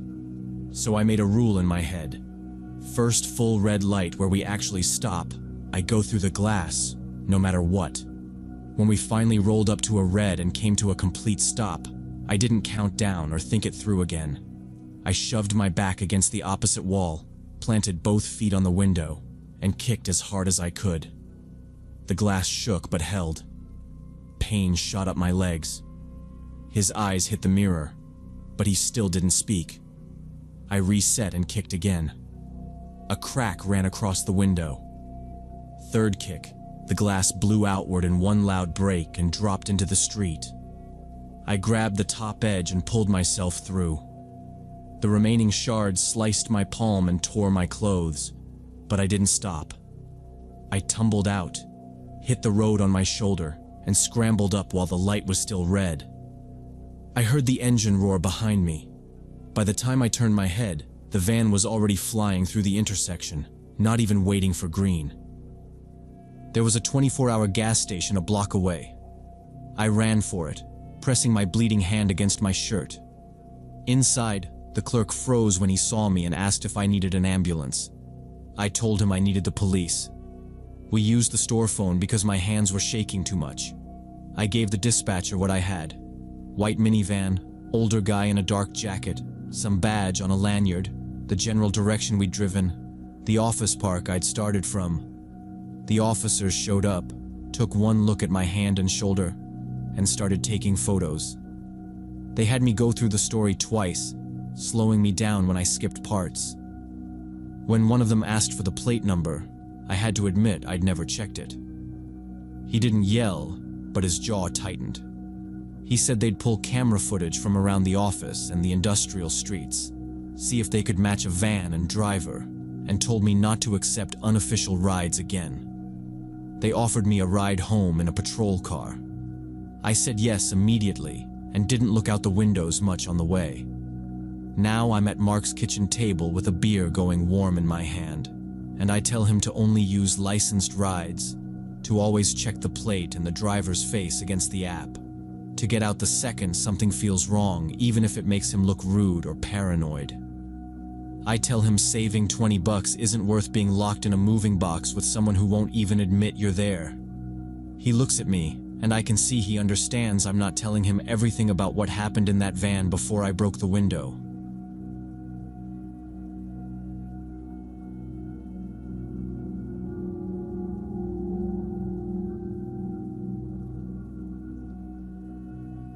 I've been working as a security guard at this big shopping mall on the outskirts of Phoenix for about 2 years now. My shift starts at 1 in the morning and ends at 8, so I walk the empty floors, check doors, watch cameras. Usually nothing happens. I like the quiet. That night I came in as usual, grabbed my keys and radio, did the first floor check. By 2 a.m., I was on the 3rd floor in the electronics wing when I heard footsteps behind me and turned around. The hallway was empty. The emergency lights were on, so I could see a good stretch in both directions. No movement, just the hum of the ventilation. I listened for another step or a door click. Nothing. I told myself it was the building settling and kept walking, but I was looking over my shoulder more than usual. At the stairwell, I opened the door a crack and listened for cleaning staff. No carts, no vacuums. I thought about radioing the operator, then pictured him asking what I'd actually seen, and let it go. About 10 minutes later, I was riding the escalator down to the 2nd floor, when something moved at the railing above me. Just a shape stepping back out of sight, fast enough that I couldn't say what they looked like. I stopped halfway, turned around, and went back up. I walked the loop again with my flashlight out, checked every little seating area and pillar. Nobody. I finally called Central, asked if they saw anyone near the third-floor rail. The operator said it was just me on his screens. I asked if any doors had tripped, or if he'd seen motion on the other floors. Nothing. He joked that I needed more coffee. I laughed it off and kept working, but I put my keys in my pocket and kept the flashlight in my hand. On the first floor, I did the usual pass by the entrances, all secure, alarms armed. My stomach was growling, so I cut through the service corridor into the staff break room to eat and just check my phone. I was in there maybe 15 minutes, answering a text from my sister, trying to convince myself I was just jumpy. When I opened the break room door, he was already there. A man stood across the hallway, 5 meters away under a dark jewelry store sign. Middle-aged, worn jacket, dirty jeans, hands at his sides. He stared straight at me, unblinking, face empty. I know every overnight employee in that building. He wasn't one of us. I stopped and called out, asking who he was and how he got in. He didn't answer. He just stared a second longer, then turned his back and walked toward the emergency exit at the end of the corridor. Not hurrying, not sneaking, just heading straight for it like he owned the place. I followed at a safe distance, one hand on my radio, telling him the mall was closed and he needed to stop so I could escort him out. He never looked back or changed pace, just kept walking toward the red exit sign. I lifted my radio and called Central, watching him while I talked. I reported an unauthorized male on the first floor heading to the south emergency door, gave a quick description, told them to check cameras and exits. My heart was pounding. The operator came back and said he didn't see anyone at that door or in that hallway, just me. I repeated myself, tighter, said he was right in front of me. The answer didn't change. I reached the emergency exit expecting the alarm, but the door was closed, latch engaged, alarm light steady. There was nowhere he could have gone except past me, and that hadn't happened. After that, I walked the mall jumpy, avoiding stock rooms and staying in open areas. By 6, the last task was taking the trash to the dumpsters. I checked the window by the service door, saw an empty loading dock, and pushed the bins outside. It was still dark. I was rolling out the second bin when I heard footsteps behind me. I turned around quickly. The same man was standing at the corner of the building, 5 meters away. He took a step toward me, then another. I yelled for him to stop, but he kept walking, silently, with that same empty expression. My brain was trying to decide if I should reach for my radio or the keys first. I dropped the bin handle and backed up toward the door, still facing him. When I realized he wasn't slowing down at all, I stopped talking and just ran. He sped up as soon as I moved. I heard his shoes on the concrete behind me, faster than before. I grabbed the handle of the service door, yanked it open, and almost fell inside. I slammed it shut with my shoulder and threw the bolt. Only then did I realize I was breathing hard, like I'd just sprinted a lot farther than that short distance. Through the narrow glass panel in the door, I saw him reach it a few seconds later. He tried the handle calmly, like he had all the time in the world. Then he leaned in closer to the glass and just stared at me.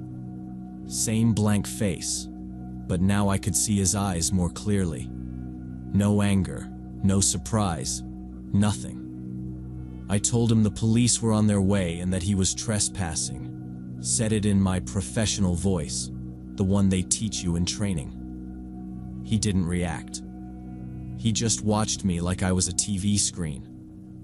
We stood like that for what felt like forever, me gripping the radio in one hand and the bolt in the other. In reality, it was maybe 2 minutes. I know because I glanced at the wall clock once and tried to count. At some point, he let go of the handle, straightened up, and slowly walked away, disappearing out of view of the little glass rectangle. I stayed exactly where I was. I was not going out there again to see where he went. I called the police from that hallway, leaning on the wall, giving them the fastest description I could without my voice shaking too much. Middle-aged male, worn jacket, jeans, possibly transient but clean enough that he didn't look homeless, on foot, aggressive approach. While I was still on the phone, I radioed the operator and told him to watch the exterior cameras facing the loading dock. He said he had them up and could only see me inside by the door. The cops showed up about 12 minutes later. I watched them pull into the dock on the monitor in the hallway before I even thought about unlocking the door. Once I saw them outside, I cracked it and stepped out, staying close to the frame. We walked the perimeter together. The air still felt heavy from the adrenaline, and my legs were shaky. The officer with the notepad asked me to repeat everything, from the first time I saw the guy by the jewelry store to him standing at the door staring in. When we went back to the security office, the operator replayed every camera angle that faced the exterior. The man never appeared coming in from the street or from the lot. The only footage they got was him standing at the door, trying the handle once, then turning and walking toward the back fence before the camera lost him in the dark. No plate numbers, no vehicle, nothing to run. One of the officers said they'd had a few calls about a suspicious guy bothering women in that area late at night, but hadn't managed to catch him yet. They took my statement, told me to be careful, and reminded me to call immediately if he came back. I quit that job 2 weeks later. I kept finishing my shifts, but even in the daytime when I stopped by to drop off paperwork, I felt like someone was watching me from corners and railings. I avoided walking through the parking lot alone, asked coworkers to leave together, and parked as close to the entrance as I could. When I told my manager in detail about that night, he listened, said he took it seriously, but pointed out that the system log showed no unauthorized entries and that sometimes camera glitches or reflections made it look like things were missing. I nodded, but I knew what I saw. That man was real, and he knew how to move around that property without being noticed. About a week after I turned in my badge and uniforms, I was scrolling local news on my phone before bed and saw the headline about an attempted abduction in the mall parking lot. A woman leaving her closing shift had been attacked near her car. The description of the suspect was short, but it was enough. Middle-aged man, worn jacket, quiet, approached fast, tried to drag her toward an older vehicle parked a few spaces away. She fought back hard, used her keys, screamed, and he took off. They still hadn't found him at the time the article was written. Reading that, I realized that if that service door hadn't locked, or if I'd hesitated for even a few seconds longer out there with the bins, he probably would have been on me the same way. I keep thinking about the way he never spoke, how he just stared like I was already an object he'd picked out. I don't know exactly what he wanted, and I try not to imagine the worst versions. But his empty stare still shows up in my head when I park in dark lots or walk past loading docks, and it reminds me that I was a lot closer to being that headline than I like to admit.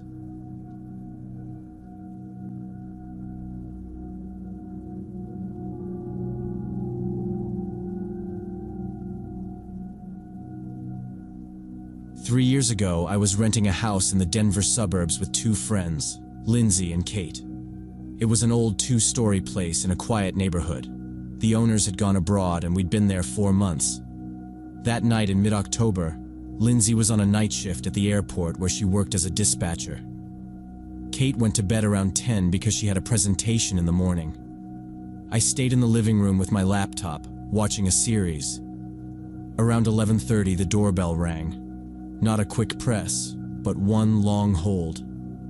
I paused the episode, went to the door, and looked through the peephole. A man and a woman stood on the porch in dark clothes. Their faces were just shapes. I didn't open the door. I asked who they were and what they needed. The woman said they were looking for their dog and asked if we'd seen a red Labrador. I told her no. She thanked me, and they turned like they were leaving. I waited a few seconds, heard nothing, and went back to the couch. A few minutes later, I heard footsteps on the gravel driveway. Slow steps. I muted the laptop, turned off the living room light, and went to the front window. Through the blinds, I saw the same man and woman by the garage. The man was shining a flashlight into the garage windows. They weren't calling for a dog or talking. They were just checking the house. I went upstairs and woke Kate. I told her, "Those people are still here. They're walking around the house." She got up and followed me back downstairs. From the side window, we saw them moving along the other side of the house toward the backyard. Kate took out her phone and said she was going to call the police. I said maybe they really had lost a dog, but while I was saying it, we heard the back door handle rattle from the kitchen. They were trying it. We went quiet. A couple seconds later came the creak of the wooden gate that led from the driveway into the backyard. We went through the first floor, checking every lock, then ran upstairs and made sure the windows we used were closed. We turned off the lights and ended up sitting on the floor, watching the blinds and listening there in silence. 10 minutes later, they came back to the front door. The bell rang again, another long press. We didn't move. Then the knocking started, hard and impatient. Kate dialed 911 and whispered that two strangers had gone around the house and tried the back door. While she talked, the knocking kept going in bursts. Every so often, we heard the woman through the door asking us to open up, just for a second. The operator told us to stay away from the door and said a patrol car was on the way. After about 5 minutes, the knocking stopped. Kate checked the peephole and said the porch was empty. From the side window, we saw them standing in the driveway, talking. Then the man pointed toward the street. They walked away and got into a car parked 2 houses down and drove off. We stayed on the phone until the operator said the officers were turning onto our street. 8 minutes later, a patrol car pulled up. 2 officers came in, and we told them everything from the first doorbell to the car leaving. They walked around outside, checked the gates and doors, and said all the locks were intact and there were no signs of forced entry. Inside, they told us to ask the owner about cameras and to call immediately if anyone came back. They wrote down our description of the man and woman and the car and said they'd patrol the area more often. When we asked if that kind of thing happened a lot, one officer shrugged and said sometimes there were random home invasion attempts in the suburbs, people just walking around trying doors, nothing targeted. He didn't seem especially concerned saying it, and somehow that almost made us more nervous. 2 days later, Lindsay came into the kitchen, put her phone on the table and said, "Read this." It was a local news site about a home invasion nearby. I scrolled and stopped at the line about intruders, using the pretext of a lost dog, described as a red Labrador. The article said a man and woman had come to the door late at night, asking if the owners had seen their dog. When the couple opened the door, 3 people pushed inside. The homeowners were tied up, robbed, and beaten. The woman was in the hospital with a concussion. The man had facial fractures. Police were asking residents to report people going door to door asking about dogs. I said, "That's them. That's exactly them." Lindsay nodded. Kate walked in, asked what we were looking at, and Lindsay handed her the phone. Kate read it, went quiet, then started crying. She said, "I almost told you to open it. I was going to say just open it a crack and ask where they live."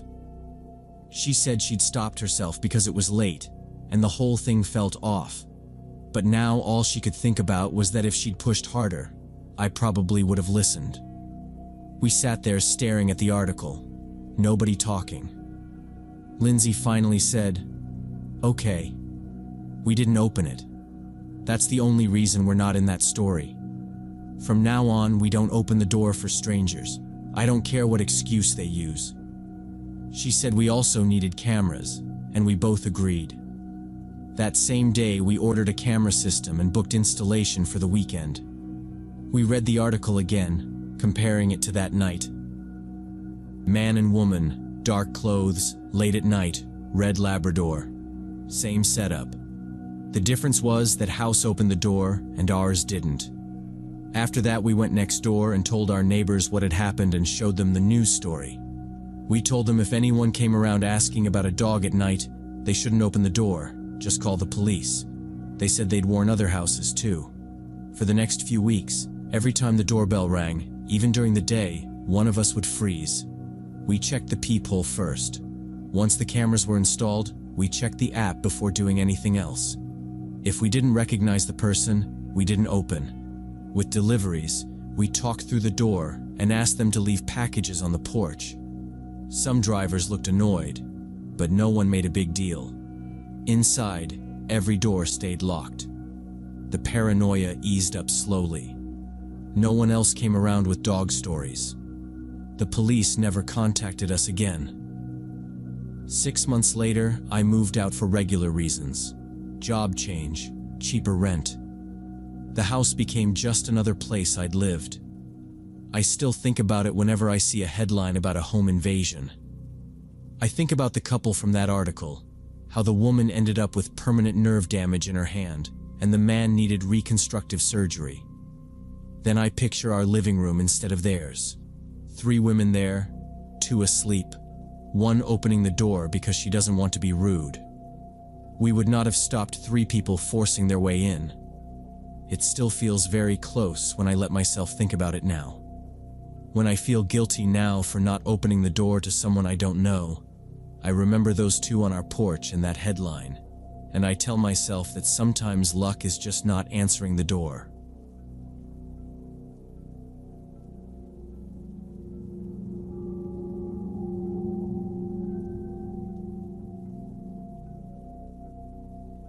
When I was in my 2nd year of med school in Portland, me and a group of friends used to explore abandoned buildings as a hobby. It was a stupid way to relax, but it worked. The city's full of empty warehouses and hospitals, and sneaking into them felt better than sitting in the library another hour. We'd grab flashlights, a camera, and just drive out at night, see what we could get into. My usual group was me, my roommate David, my buddy Kyle, and his girlfriend Emily. One week, Kyle said he'd found an old psychiatric wing on the north side. It was part of a hospital they'd shut down years ago, but this piece had just been fenced off and left. Nobody bothered to tear it down, he said. That Friday night, we parked down the block and walked up. The building sat behind a chain-link fence with a faded "No Trespassing" sign. Kyle had already found a gap in the fence, so we squeezed through and crossed the lot. The place was 4 stories, windows broken or boarded. Trash and old cans lay around the entrance. Kyle found a side door where the lock had been smashed. Inside it smelled like damp dust. Paint and plaster were peeling, ceiling tiles in pieces on the floor. We walked a couple of corridors on the 1st floor, shining our flashlights into rooms. Broken beds, cabinets, some scattered paperwork. David took a few photos. Emily made a face and said she couldn't imagine working there.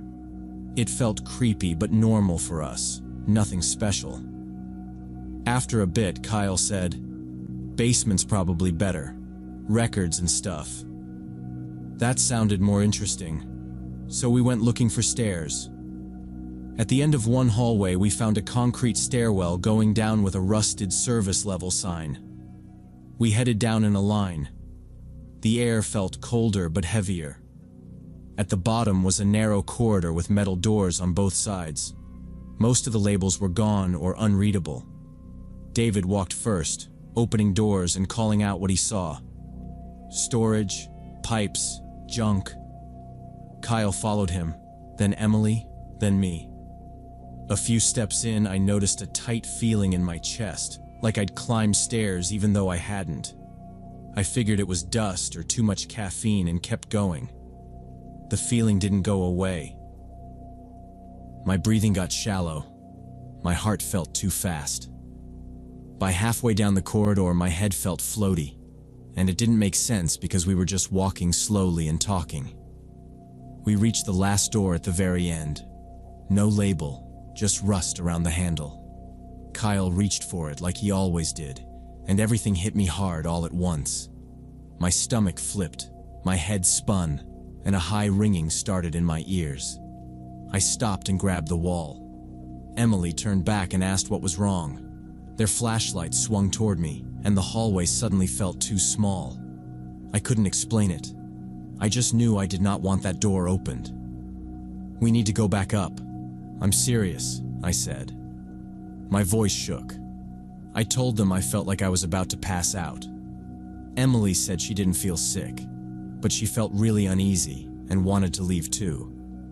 Kyle looked annoyed for a second and asked if we were kidding him, then saw my face and shut up.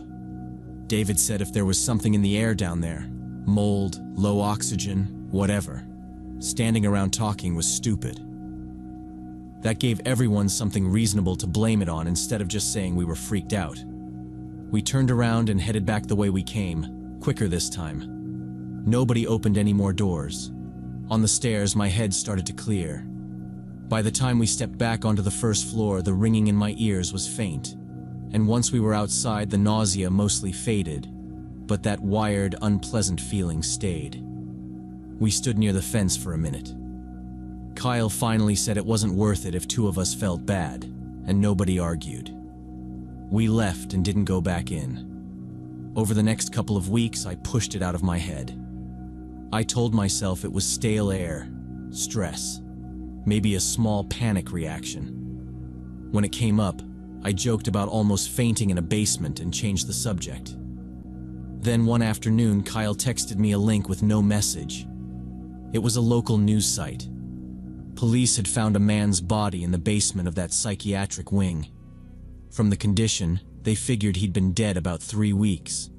They suspected overdose or maybe murder and weren't saying much more. The article had one photo of the outside and one of the basement corridor behind police tape. The second shot was taken from the far end, looking back. Even with the grainy flash, I knew exactly where it was. The caption said the body had been found in the last room off that hallway. That was the door we'd been standing in front of when I freaked out. Realizing we'd been maybe a meter away from a decomposing corpse made my hands go cold. I sent the article to David and Emily, and that night we talked it through and quietly agreed we were done. We decided we'd never climb into abandoned buildings again. Emily said maybe I'd smelled the decomposition without really noticing and my brain just shut things down. She said it half joking, but she didn't smile. For us, it made sense. Body in a closed room for a week, gases building, subtle odor leaking out. I kept replaying that hallway and that last door, trying to remember if there'd been even a faint smell or some tiny thing that felt wrong. For a couple days, Emily kept bringing it up. She said she'd never seen me look like that. I kept blaming it on bad air, but I knew I was stretching it. That wasn't just dizziness. It felt like my body had yanked a fire alarm. After the article about the body, it didn't feel like random panic anymore. David went into research mode. He pulled local articles and checked missing persons pages. 2 nights later, he said, they reported him missing about 2 weeks before we were there. So when we walked up to that last door, that guy had already been dead about a week. While we were joking and taking pictures, he was lying in the dark on the other side of the wall. As the case moved forward, more came out. Official ruling: overdose. But there were no needles in the room where they found him, and there were marks in the dust like something had been dragged. The story was simple. He overdosed somewhere else, and whoever was with him didn't want cops or questions. An abandoned psych wing worked for that. I kept thinking about the version of that night where Kyle actually opened the door. In that version, we see the shape on the floor, realize it's a person, and everything flips.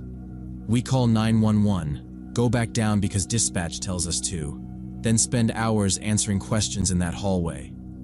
Our names end up in a file as the students who found the body. His family hears sooner. That's the part that sticks with me. We could have helped close the gap on his disappearance by a week or two. But we didn't cause the delay, and we didn't cause his death. The people who moved him did that. The cops still found him without us. When I really think it through, I mostly really feel relieved. Something in me said, "Get out." And I listened. After that, urban exploration stopped being interesting.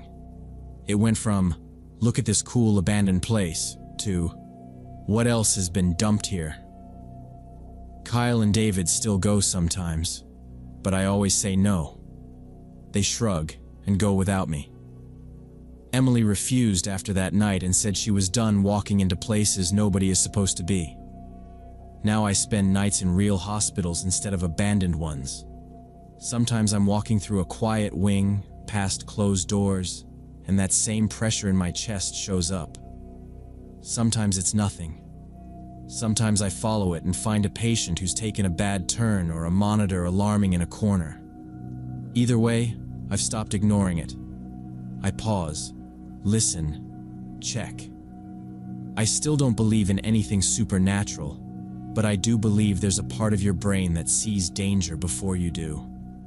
Whatever hit me in that basement probably came from that. It kept us from walking straight into a room with a week-old corpse on the floor and having to carry that image around. I'm fine never knowing what my senses picked up that night. When my gut says something's wrong now, I treat it like it's right until I know otherwise.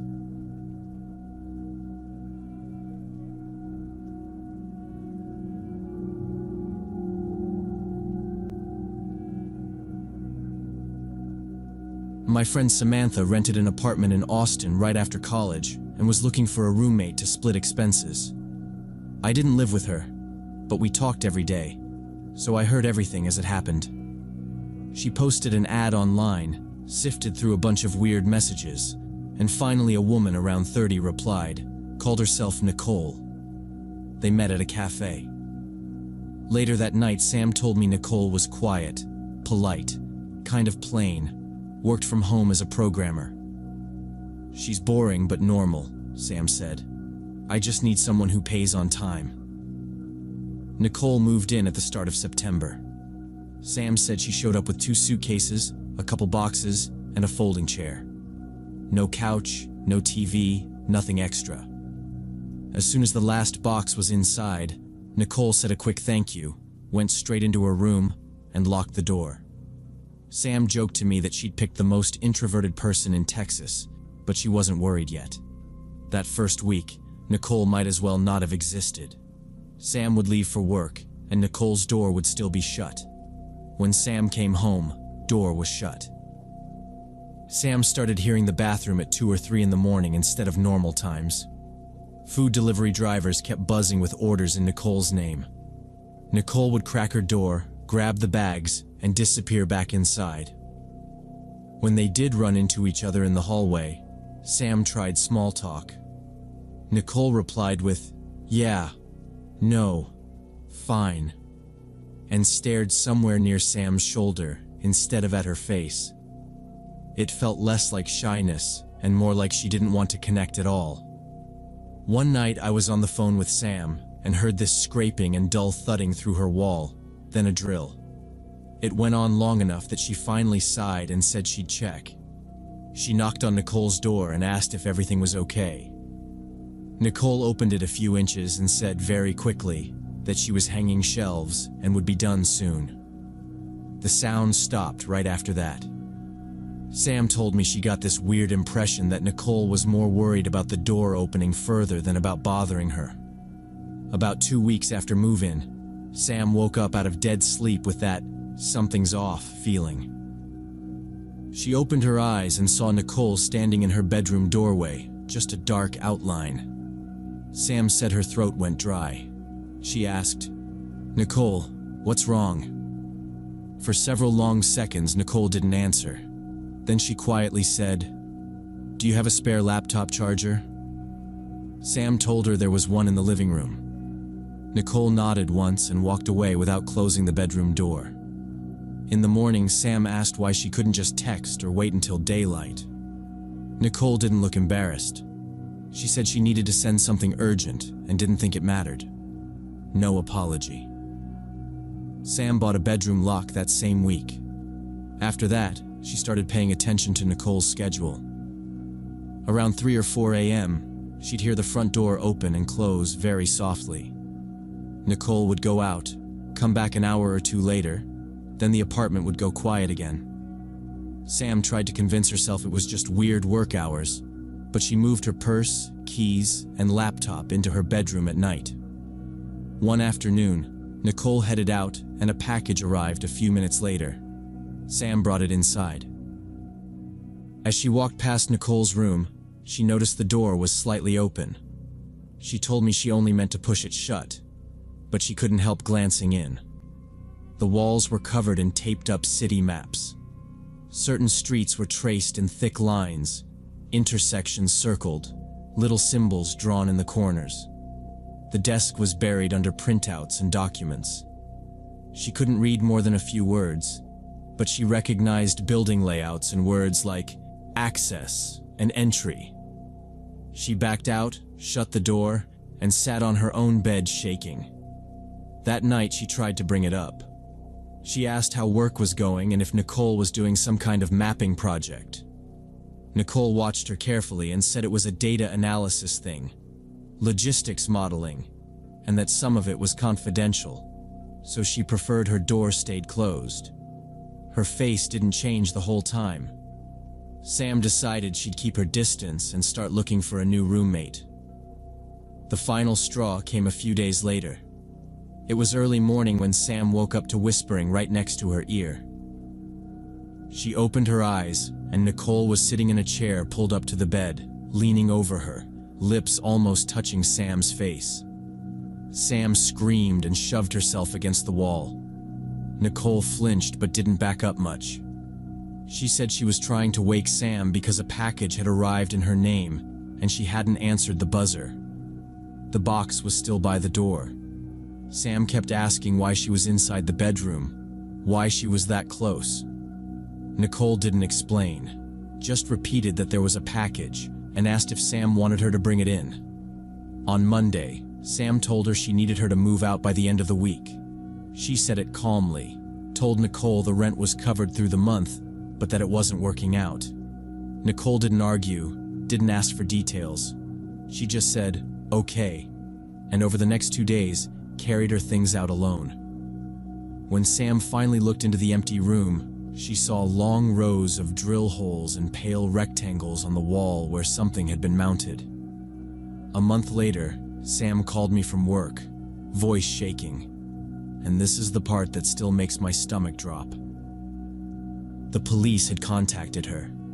Nicole had been arrested for trying to set fire to a warehouse on the edge of the city, and during the search, they found detailed plans for several attacks, including the house where Sam lived.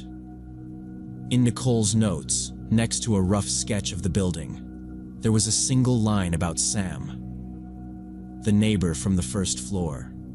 Don't touch, she's kind. The police said Nicole had been diagnosed with schizophrenia, had stopped taking her medication, and had built a delusional conspiracy in her head. A detective sat with Sam at the station and told her that Nicole had been mapping people and buildings all over the city. In her notes, the detective said, she believed some places were part of a surveillance system watching her. Those buildings had to be destroyed before they activated. Sam's apartment building was on that list, with a line under it. Neighbor from first floor. Do not touch. She is kind. Sam told me later that hearing that made her feel sick. She had lived with Nicole for a month, cooked in the same kitchen, watched shows in the living room, and slept on the other side of one thin wall. At the table, the detective opened a folder and showed her photos from the search. The same maps and printouts she had glimpsed once, only now spread over every inch of the walls. He told her they thought Nicole focused on her only because she had helped her move in, but that it might just be random. She walked out of the station in a daze, went back to the apartment, and knew she could not stay there long. She needed time to find another place and deal with the lease, so she gave herself 1 week. That week she barely slept. Every sound in the hallway made her jump. When she passed Nicole's old room, She saw the drill holes and lighter patches where something had been mounted. She kept thinking about those nights when Nicole had stood in her doorway or sat beside her bed, watching her sleep. After she finally moved out and took a room with another friend across town, the fear did not stop. She would be brushing her teeth and suddenly replay that moment of waking up to see Nicole in the doorway. Other times, she pictured Nicole sitting in the chair by her bed, leaning in close and whispering. She told me she could not stop asking herself the same questions. What had Nicole been thinking? And what would have happened if things had gone a little differently? She said she still has nightmares where she wakes up and Nicole's face is right in front of hers in the dark. In the dream, Nicole never speaks, just stares. Sam wakes up swinging her arms and grabbing for a light, then lying there remembering that in real life she had gone back to sleep because she did not want to be dramatic.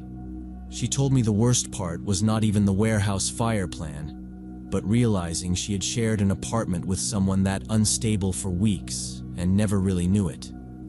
Nicole had seemed odd and withdrawn, but basically harmless. The police told her later that Nicole was now in a psychiatric facility and would probably be there for a long time. Sam changed her phone number, deleted her social media for a while, and when she came back, she kept everything locked down. She stopped posting photos of her apartment or giving details about where she lived. She told me she would never use roommate apps again. If she had to share a place, it would be with someone she already knew well or someone a close friend trusted. I asked if she felt guilty for not seeing it sooner, and she said no. It was not her job, and she only wished she had trusted her instincts. Sometimes being too polite can be dangerous.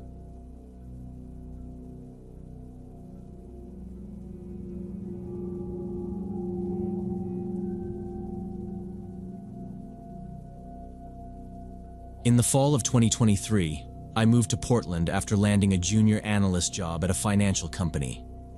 I was 26 then, and now at 28 I'm looking back on it, still trying to figure out how something so ordinary went sideways. I rented a small apartment downtown, close enough to walk to work. Within 2 weeks I was on autopilot. Wake up, shower, throw on my gray Nike hoodie, grab my black North Face backpack, and head out the door toward this coffee shop called Blue Morning. I told myself this was just what being an adult meant. Every weekday morning I got there around 8:05, ordered a latte with almond milk, and grabbed the same table by the second window on the right because it had an outlet. I'd open my laptop, skim emails, glance at Reddit, maybe scroll headlines, then walk the 1 block to the office at 8:45. The staff started memorizing my order fast. Customers blended together. Office people in button-ups, students with headphones, a freelancer at the bar. Tuesdays I added an extra espresso shot because Monday meetings ruined my sleep. It felt safe because nobody ever seemed to really notice me there. That was the setup, nothing dramatic, just repetition. Until one morning in mid-October, I sat down, opened my laptop, and saw a new Instagram message from some account with a blank profile picture and a username that was just random letters and numbers. 0 posts, 0 followers, typical throwaway. The message started, "You're at Blue Morning every day at 8:05, latte with almond milk, second window on the right, gray Nike hoodie, black North Face backpack. Then, you order an extra shot on Tuesdays. I want to know you better." Every detail was exact, and my stomach just dropped. I lifted my head and did this slow, fake, casual scan around the cafe. The same people were there as most days. The older woman reading in the corner, 2 students sharing headphones, the guy at the counter with his giant spreadsheet open, a couple random office workers. No one looked at me twice. I told myself to relax, finished my drink, and decided I'd just ignore it. The next morning I still went, but 10 minutes early, sat against the back wall, and watched the door instead. 2 days later at my desk, my phone buzzed again from them. The notification showed the same empty account. The new message said, "You changed your spot. Now you sit by the back wall. Why are you avoiding me?" That line hit way harder than the first one, because it meant they'd just memorized my routine from before. They'd seen me change it. They knew exactly where I'd moved, exactly what time I came in, and that I was trying to dodge them. Whoever this was, they were close enough to watch me in real time. Ignoring them wasn't working, and the not knowing itself was starting to feel dangerous for me. Instead of blocking them like a normal person, I opened my notes app and started building a fake version of myself. New name, Jake. New job, graphic design instead of finance. I picked a different neighborhood, different bus line, different bar I liked. Small changes that kept the answers sounding real without pointing back to my actual life. When I was done, I went back to Instagram and finally replied, "Didn't know I had a fan. I'm Jake. This is pretty intense." The response came almost immediately. Alex, 29, freelancer, said he worked from coffee shops all day mostly. From there, the chat almost looked normal if you didn't know how it started. Alex asked what kind of design work I did, where I grew up, what I liked doing after work, little stuff about music and shows. I answered from the script in my notes, double-checking every time before I hit send. No real job, no real address, no real schedule. Even now, thinking back on it at 28, what scares me most is how quickly it felt routine. Sitting in that same cafe talking to him over and over and calmly still giving made-up answers. I was curious who he actually was, and honestly, part of me hoped he'd slip up and reveal something by accident. I told myself that if I kept the conversation going long enough, I'd catch some detail about where he worked, or another place he went. Something I could check in real life if things felt off. For about a week, we chatted almost every day. Always through that same blank account. Always about safe topics like music, shows, random memes. He never sent photos, never called, never asked anything that felt obviously personal. Then one afternoon I sent a message and it just sat there on scene. No reply that night, or the next day, or the day after. When I checked again later, the chat was still there, but the username had changed to Instagram user, and the profile was gone. He had deleted the account. I still kept going to Blue Morning, mostly because avoiding it felt like letting him kick me out of my own life. But I stopped zoning out and started spending most of the time watching the door and the people instead of my screen. I tried to remember everyone I'd ever seen in there and match faces to seats and patterns, like who always sat where, who checked their phone a lot, who never looked up. At some point I realized I was staring at people so long that they glanced back and I had to look away. Nothing happened though. No more messages, no weird looks that I could catch, just normal mornings. A month passed, then 2. No new accounts, no DMs, nothing strange on my phone. By the end of December, I had mostly convinced myself it was some bored guy who lost interest or found someone else. In early January, after the holidays, I was dead asleep when my work phone rang around midnight. I only gave that number to clients and coworkers, so I answered without thinking, expecting some issue with a report or a system alert. The number was local but unfamiliar. I said hello once, and at first all I heard was breathing, heavy and close to the mic. Then a man's voice said, very clear, "Jake isn't your real name. You're Daniel Thompson. You work at Cascade Financial. You live at Burnside, apartment 3B. Hearing my full name and address like that, from a stranger, hit harder than anything he'd sent online. I just went completely quiet. He kept talking in this calm, flat tone, like he was reading from a sheet. "You thought you were smart playing with me," he said. "I know everything about you, Daniel. I know your car is a blue Honda, parking spot 12. I know you go to the gym on Wednesdays. I can come to you anytime." Then he started adding sexual comments. talking about what I probably looked like getting ready for work, what he wanted to do to me when he decided to show up. I finally managed to say, "Who is this?" But he talked over me, told me not to interrupt him. He never actually said the words, "I'm going to hurt you." But everything around what he was saying was an obvious threat. The whole call lasted maybe 40 seconds. Then he hung up. My hands were shaking so hard I almost dropped the phone while I pulled the number up on Google. Nothing came up. I blocked it.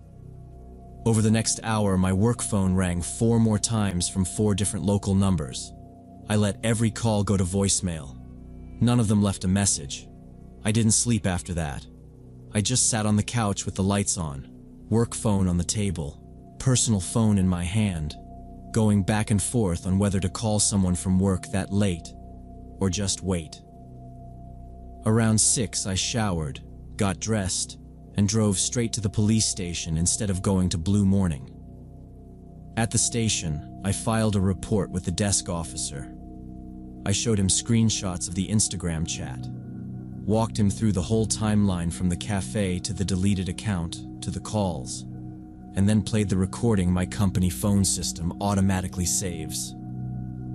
He listened, nodded a few times, and then basically said that since the caller hadn't made a clear, direct threat of physical harm, and we had no idea who he was, there wasn't much they could actually do right then. He suggested I change my phone numbers, tighten my privacy settings, vary my routine, and call 911 if anything escalated.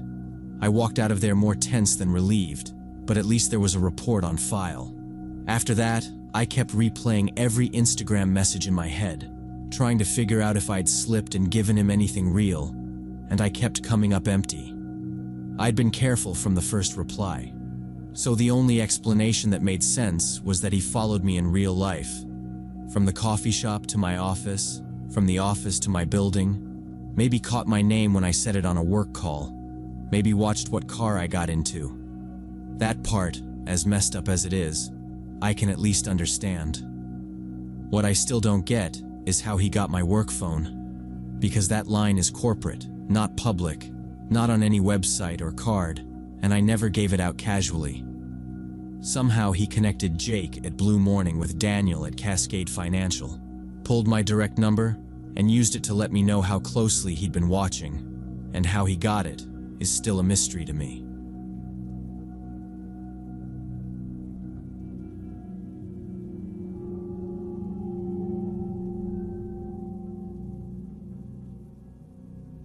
In November 2016, I went back to my university town for a small alumni reunion. It had been 4 years since graduation, and a group of us planned to meet at our favorite bar near campus. I stayed with my friend Kate, who still lived in town and worked at the local library, so I wouldn't have to pay for a hotel or deal with awkward roommates from back then. Friday night itself was completely ordinary. Drinks, greasy fries, everyone telling the same stories about finals week and bad hookups. On Saturday morning we were both a little slow, but we decided to walk around the university alleys for nostalgia and take some photos at familiar places. The weather was classic November stuff. Gray sky, light rain, wet leaves stuck flat across the sidewalks and steps, just how I remembered. We cut through the smaller paths instead of the main road, past my old dorm, the student center, the cafeteria that always smelled like burnt coffee. When we reached the old physics building where I used to attend astronomy lectures, I slowed down. The courtyard was completely empty, just wet concrete and metal benches, and on one of those benches, under the awning, sat a black backpack by itself there. At first, I assumed someone was just inside grabbing a coffee or printing something, because the backpack looked too nice to be abandoned. It was black, sleek, almost spotless, and when I tapped the side with my knuckles, I could feel something heavy and solid inside. Kate stopped a couple of steps back and said, "That's not been here long. We should take it to campus security or something similar." I stood there staring at the doors, waiting for some panicked student to sprint back out, but no one appeared. Leaving it felt wrong, and walking off with it without even looking felt wrong too. I told Kate I just wanted to check for a student ID or a note, anything with a name, before we involved anybody.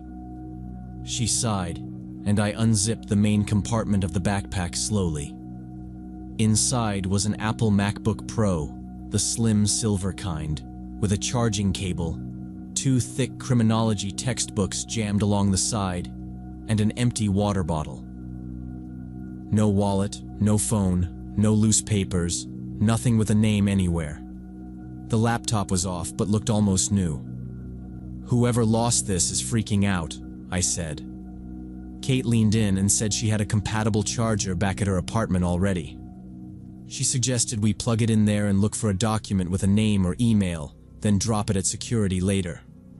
I felt weird about opening a stranger's computer, but if it were mine, I'd want someone to try. Kate lived 10 minutes away, so we carried the backpack back, set the MacBook on her coffee table, plugged it in, and waited while it booted in complete silence. The Apple logo flashed, the loading bar crawled, and then instead of a login screen, it just dropped us straight on the desktop. No password, no welcome message, just a default mountain wallpaper with a few generic icons. Kate opened Finder, clicked on the user folder, and the home name was simply user. No initials, nothing. I told her to check documents, and that's when it started feeling really wrong. She clicked the documents folder and a list of maybe 20 files came up, all with names like subject 07intake.move, location 43.mp4, transaction log.xlsx. No essays, no lecture notes, nothing normal at all. We just stared at the screen for a few seconds. I joked badly that maybe it was someone's film project, but my mouth was dry. Kate said quietly, "This looks like crime show stuff," and I kind of agreed inside. Without thinking, I double-clicked one of the subject files. A webcam window opened. A woman on a chair in what looked like a basement, hands tied behind her back, eyes red. For 2 minutes she cried and pulled at her wrists, sometimes staring into the lens, the camera fixed on her until the video cut off. Kate and I looked at each other. I felt chills run down my spine. I forced myself to open another file. My hand shook so badly I almost misclicked, but I opened the next subject video. A different woman appeared, maybe a little younger than me, in a different room but in the same position. On a chair, hands tied behind her back, shoulders hunched. Her face was puffy and shiny from crying. She kept glancing to her right like someone was standing just off camera. Once she whispered something, too quiet to catch. Behind me, Kate said, "Turn it off. Please just turn it off." And I stopped the video. I told Kate I needed to see if the other files were the same, or if this was some twisted film project. I opened one of the location videos. There was no person in it at all. The camera pointed at a bare room with a thin mattress on the floor, a chain attached to the wall with an open shackle, and a plastic bowl near the corner. No sound, no movement. The video ran for a short time and ended. Kate stepped back from the coffee table and said, "This is real. We shouldn't be watching this." The fourth video I clicked had transaction in the name. This time, a man in a plain black mask sat at a table, writing in a notebook. You couldn't see his face, only his hands, his sleeves, and part of his chest. On the table were a stack of cash, a pile of documents, and a cheap phone. He didn't say anything. He wrote, counted bills, checked his watch, then reached toward the camera and the file cut off. I closed the video folder. My brain felt like it was lagging behind what I was seeing. I kept thinking that if the rooms on the screen existed somewhere, then the women existed too, right now or not long ago. Trying to understand what this actually was, I opened the Excel file. It was a spreadsheet with columns for dates, code names like Subject A and Subject F, amounts of money, and short notes. Some lines said things like delivered, paid, detained. The last entry was dated 3 days earlier. Kate leaned over my shoulder, read a few rows, then said, very steady, "We're calling the police. Right now. Don't open anything else." That was enough for me. I closed the spreadsheet, then the window, afraid I'd accidentally delete something just by touching it. I shut down the laptop and left it on the table. Kate grabbed her phone and called the non-emergency number, told them we had a found laptop with possible evidence of kidnapping or trafficking, and gave them her address. The police showed up about 20 minutes later. 2 uniformed officers came in first and checked our IDs. A detective in plain clothes arrived right after them. We explained everything from the start: the reunion, the walk past the physics building, the backpack on the bench, bringing it home, what we'd opened and what we'd seen. Then we drove with them back to campus and pointed out the exact bench where we'd found the bag. Back at Kate's place, the detective put on gloves before he even touched the backpack or the laptop. He asked me to turn the computer on, but told me not to open any files. When the desktop appeared, he used the trackpad himself, just long enough to confirm the folder names in the spreadsheet. He said the laptop would be sent straight to their forensic lab and asked us not to go through any more of the files on our own or talk about details with other people. He took the backpack, laptop, charger, and textbooks, wrote down our phone numbers and emails, and said we might have to come in later to give full statements or testify. For the next several weeks, Kate and I checked local news sites and bigger regional ones, searching for any mention of arrests, rescued victims, or a trafficking ring.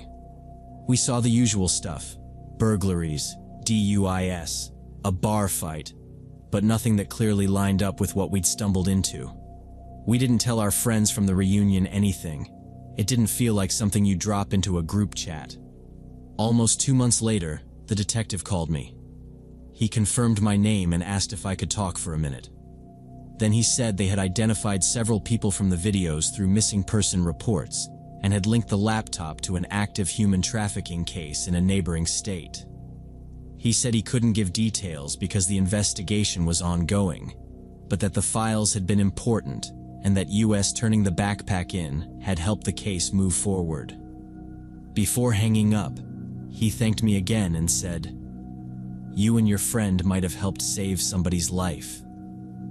I still don't know the whole truth about that backpack or the people in those files, and honestly, I'm scared to know. I think about those women whenever I see a lost bag or a missing person poster and hope they were found and protected. But at the same time, I'm afraid to know what really happened to them.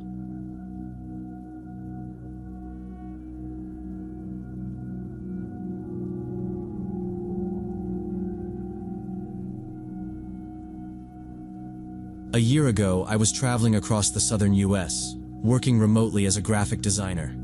I was 26, living out of one suitcase, booking cheap places through an app for a week or two, and moving on whenever I got bored. It sounds fun, but it was mostly me, my laptop, and whatever table I turned into a desk that week. In late October, I booked a small guest house in a suburb of Albuquerque, New Mexico. It was a separate cottage in the backyard of a larger house. The owner, Patricia, lived in the main house. In the listing, she wrote that she'd be gone for a work trip that whole week, so I'd have the property to myself. Photos showed a simple studio, little kitchen, bathroom, small patio. Nothing special, but the price was low, and the reviews kept saying quiet and safe. I arrived Monday evening. Patricia met me at the front gate, upbeat and talkative, the way hosts get when they're used to strangers. She walked me along the side of the house to the cottage, unlocked the door, and showed me the basics: heater, hot water, extra blankets, how to lock the big wooden gate. She handed me 2 keys and said, "I'm leaving really early tomorrow before sunrise. If anything feels off, text or call me, okay? I'll have my phone." She even wrote her number on a sticky note and stuck it to the fridge, though it was already in the app. Before she went back to the main house, she added, "You'll have the whole yard to yourself. No one else has access." I just nodded. At the time, it sounded like a perk, not something to think about. After she left, I unpacked a little, set up my laptop on the small table, answered some emails, ate leftovers from my cooler, and went to bed early. The cottage was small, clean, a bit old-fashioned, but nothing about that first night felt weird. The next morning, I woke to the sound of a car starting and gravel crunching.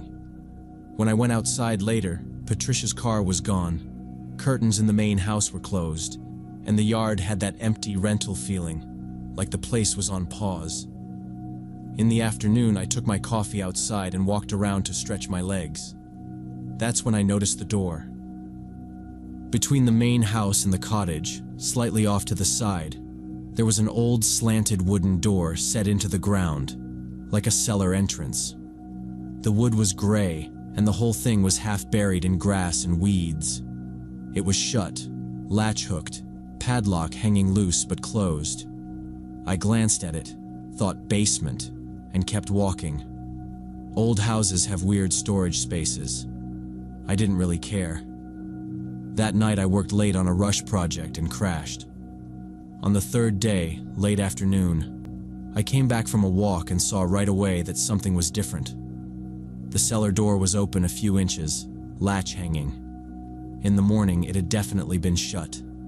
I walked over, told myself it was probably wood swelling or wind, and nudged the door with my foot.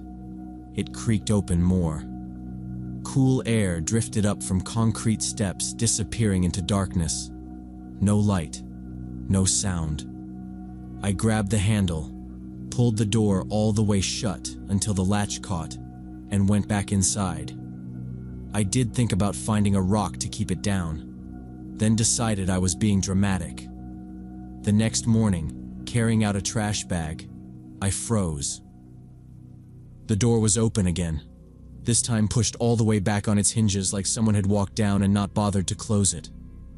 The black rectangle to the basement was just there. I stood in the yard staring at it, counting off reasons it could be normal, and none of them really landed. I didn't go closer.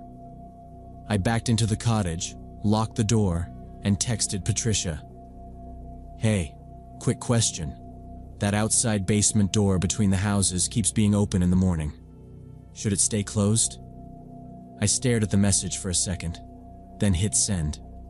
She replied a few hours later while I was working. "Yes, please keep it closed. Old wiring in there, not safe." That was it. Neutral. I told myself, not safe, meant fire hazard, but the words stuck in my head anyway. That night I slept badly. I woke up twice to the cottage creaking. Once I could have sworn I heard a dull sound from the main house, like someone shifting something heavy. Every time I reminded myself the house was supposed to be empty, that pipes and heaters make noises, but it still took a while to fall back asleep. In the morning, after coffee, I decided to walk around the outside of the main house, just to prove to myself nobody was there. From the street, it looked dead. Empty driveway, blinds down. Around the side, near where the cellar door was, I noticed a narrow window low in the foundation, half covered with dirt and leaves, like no one had cleaned it in years. I hesitated, then crouched and wiped my hand across the glass. Inside was a basement. It was dim, but I could make out stacks of boxes, old shelves, vague shapes of furniture. My eyes moved over the clutter and stopped in the far corner by the wall. On the concrete floor was a small, neat stack of clothes, folded too carefully to be junk. Women's clothes, jeans and a jacket, sneakers lined up side by side. Next to them sat a backpack, zipped and propped against the wall like someone had put it there and planned to come back for it. And I just stayed there kneeling in the dirt, staring through that dirty glass and trying to understand why all of that would be sitting on the bare basement floor of an empty house instead of in a closet upstairs. I went back to the cottage trying to act normal, but my brain kept looping on that corner of the basement. I opened my laptop, finished a small revision for a client, answered emails, pretended to focus. On the surface, it was a regular workday. Underneath, I kept seeing that neat stack of clothes on concrete and the backpack leaning against the wall. By evening, I was restless. Every sound outside made me pause. Car on the street, dog barking, something shifting in a neighboring yard. Around sunset, I told myself I'd feel better if I checked again, just to prove to myself I'd overreacted. So I went around to the side of the main house, crouched by the same foundation window, and wiped away a fresh layer of dust with my sleeve. The corner was empty. No clothes, no backpack, no dark shape on the floor where they'd been. Just boxes, an old shelf, some junk. I squinted, scanned every inch I could see, checked behind a table leg and along the wall, but there was nowhere they could have been moved to without me still seeing part of them. They were just gone. For a second, I tried to convince myself I'd imagined everything, but I knew I hadn't. I remembered how the jeans were folded, back pockets facing up. I remembered the sneakers, side by side. Someone had been in that basement between morning and evening and removed that stuff. According to the listing, the only person with access was supposed to be out of town. I went straight back to the cottage, locked the door, and called Patricia. It rang to voicemail. No personal greeting, just the automated voice.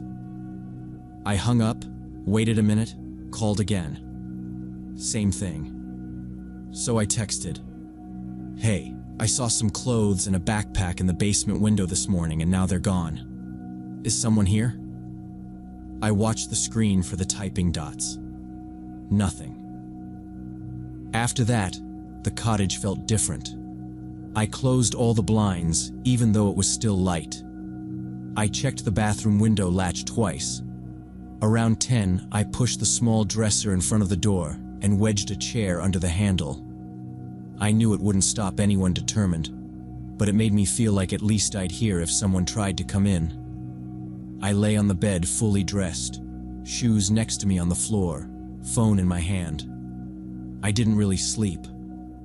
I listened to the fridge kick on, the pipes click, distant traffic.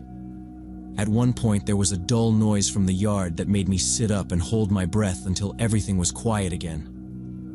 Every time I started to drift off, I snapped awake, convinced I'd heard footsteps on gravel or a door closing at the main house. I checked my phone over and over. No response from Patricia. Once I saw the sky getting lighter, I was done. Nothing specific had happened, but my gut was screaming at me to leave. I packed fast, shoved everything into my suitcase, wiped down the table out of habit, and hauled my stuff out to the car. I didn't look at the main house, didn't go near the cellar door. I dropped the keys into Patricia's mailbox like she'd told me to, and drove away. 2 days later, already in another state, my phone buzzed. "Sorry for the concern," Patricia wrote. "I have an acquaintance who sometimes stores things in the basement. He picked them up. Everything's fine." I read it a few times. It explained that someone had been there, but not why she hadn't warned me, or why those things had been sitting folded on the floor instead of on the shelves. A few weeks later, in some random motel, I couldn't stop thinking about that yard. I was scrolling through my photos and saw the screenshot of Patricia's listing I'd taken before the trip. On impulse, I opened my laptop and searched the address and street name. It took a bit of digging through old links and local sites, but eventually I found a small notice from a local Albuquerque paper, archived on some community page. 3 years earlier, a 24-year-old tourist had gone missing in that area. Female, traveling alone, last seen in Albuquerque. The article said the trail went cold. In a follow-up piece, there was a grainy photo of a house in that neighborhood. The resolution was bad, but the porch, driveway angle, and fence line looked uncomfortably close to Patricia's place. The owner's name in the article wasn't Patricia. Different last name. Maybe a previous owner. Maybe Patricia's real name. Maybe nothing. It sat in my head anyway. I went back to the rental app to look at her listing again, thinking maybe I'd missed something in the reviews. But when I checked my past trips, her property wasn't there. It was like it had been erased. Her profile photo didn't come up in search. I tried calling her number and got a no longer in service message. I opened support chat and told them I'd stayed at a place, and now the host profile seemed gone. I asked if there had been any safety issues. The rep was polite and useless. They said the profile had been closed at the owner's request about a month earlier, and they couldn't provide more details for privacy reasons. That was it. I thought about going to the police with what I had, but when I tried to lay it out in my head, it sounded weak. Clothes and a backpack I'd seen through a dirty basement window, a delayed text with a vague explanation, an old missing person article with a house that looked similar, and a host account that no longer existed. No photos, no dates, nothing concrete tying any of it together. So I didn't file anything. I just moved on to the next city and tried not to dwell on it too much, even though I clearly failed at that. I still go back and forth on it. Maybe Patricia really did let some guy store his things in the basement, and he happened to swing by while she was away. And maybe that missing tourist has absolutely nothing to do with that house. But when I think about the place, I don't picture the cottage or the yard. I see that basement corner with the carefully folded women's clothes on bare concrete and the backpack resting beside them. And I can't stop wondering why those things had to disappear so quickly right after I wiped that window and looked inside.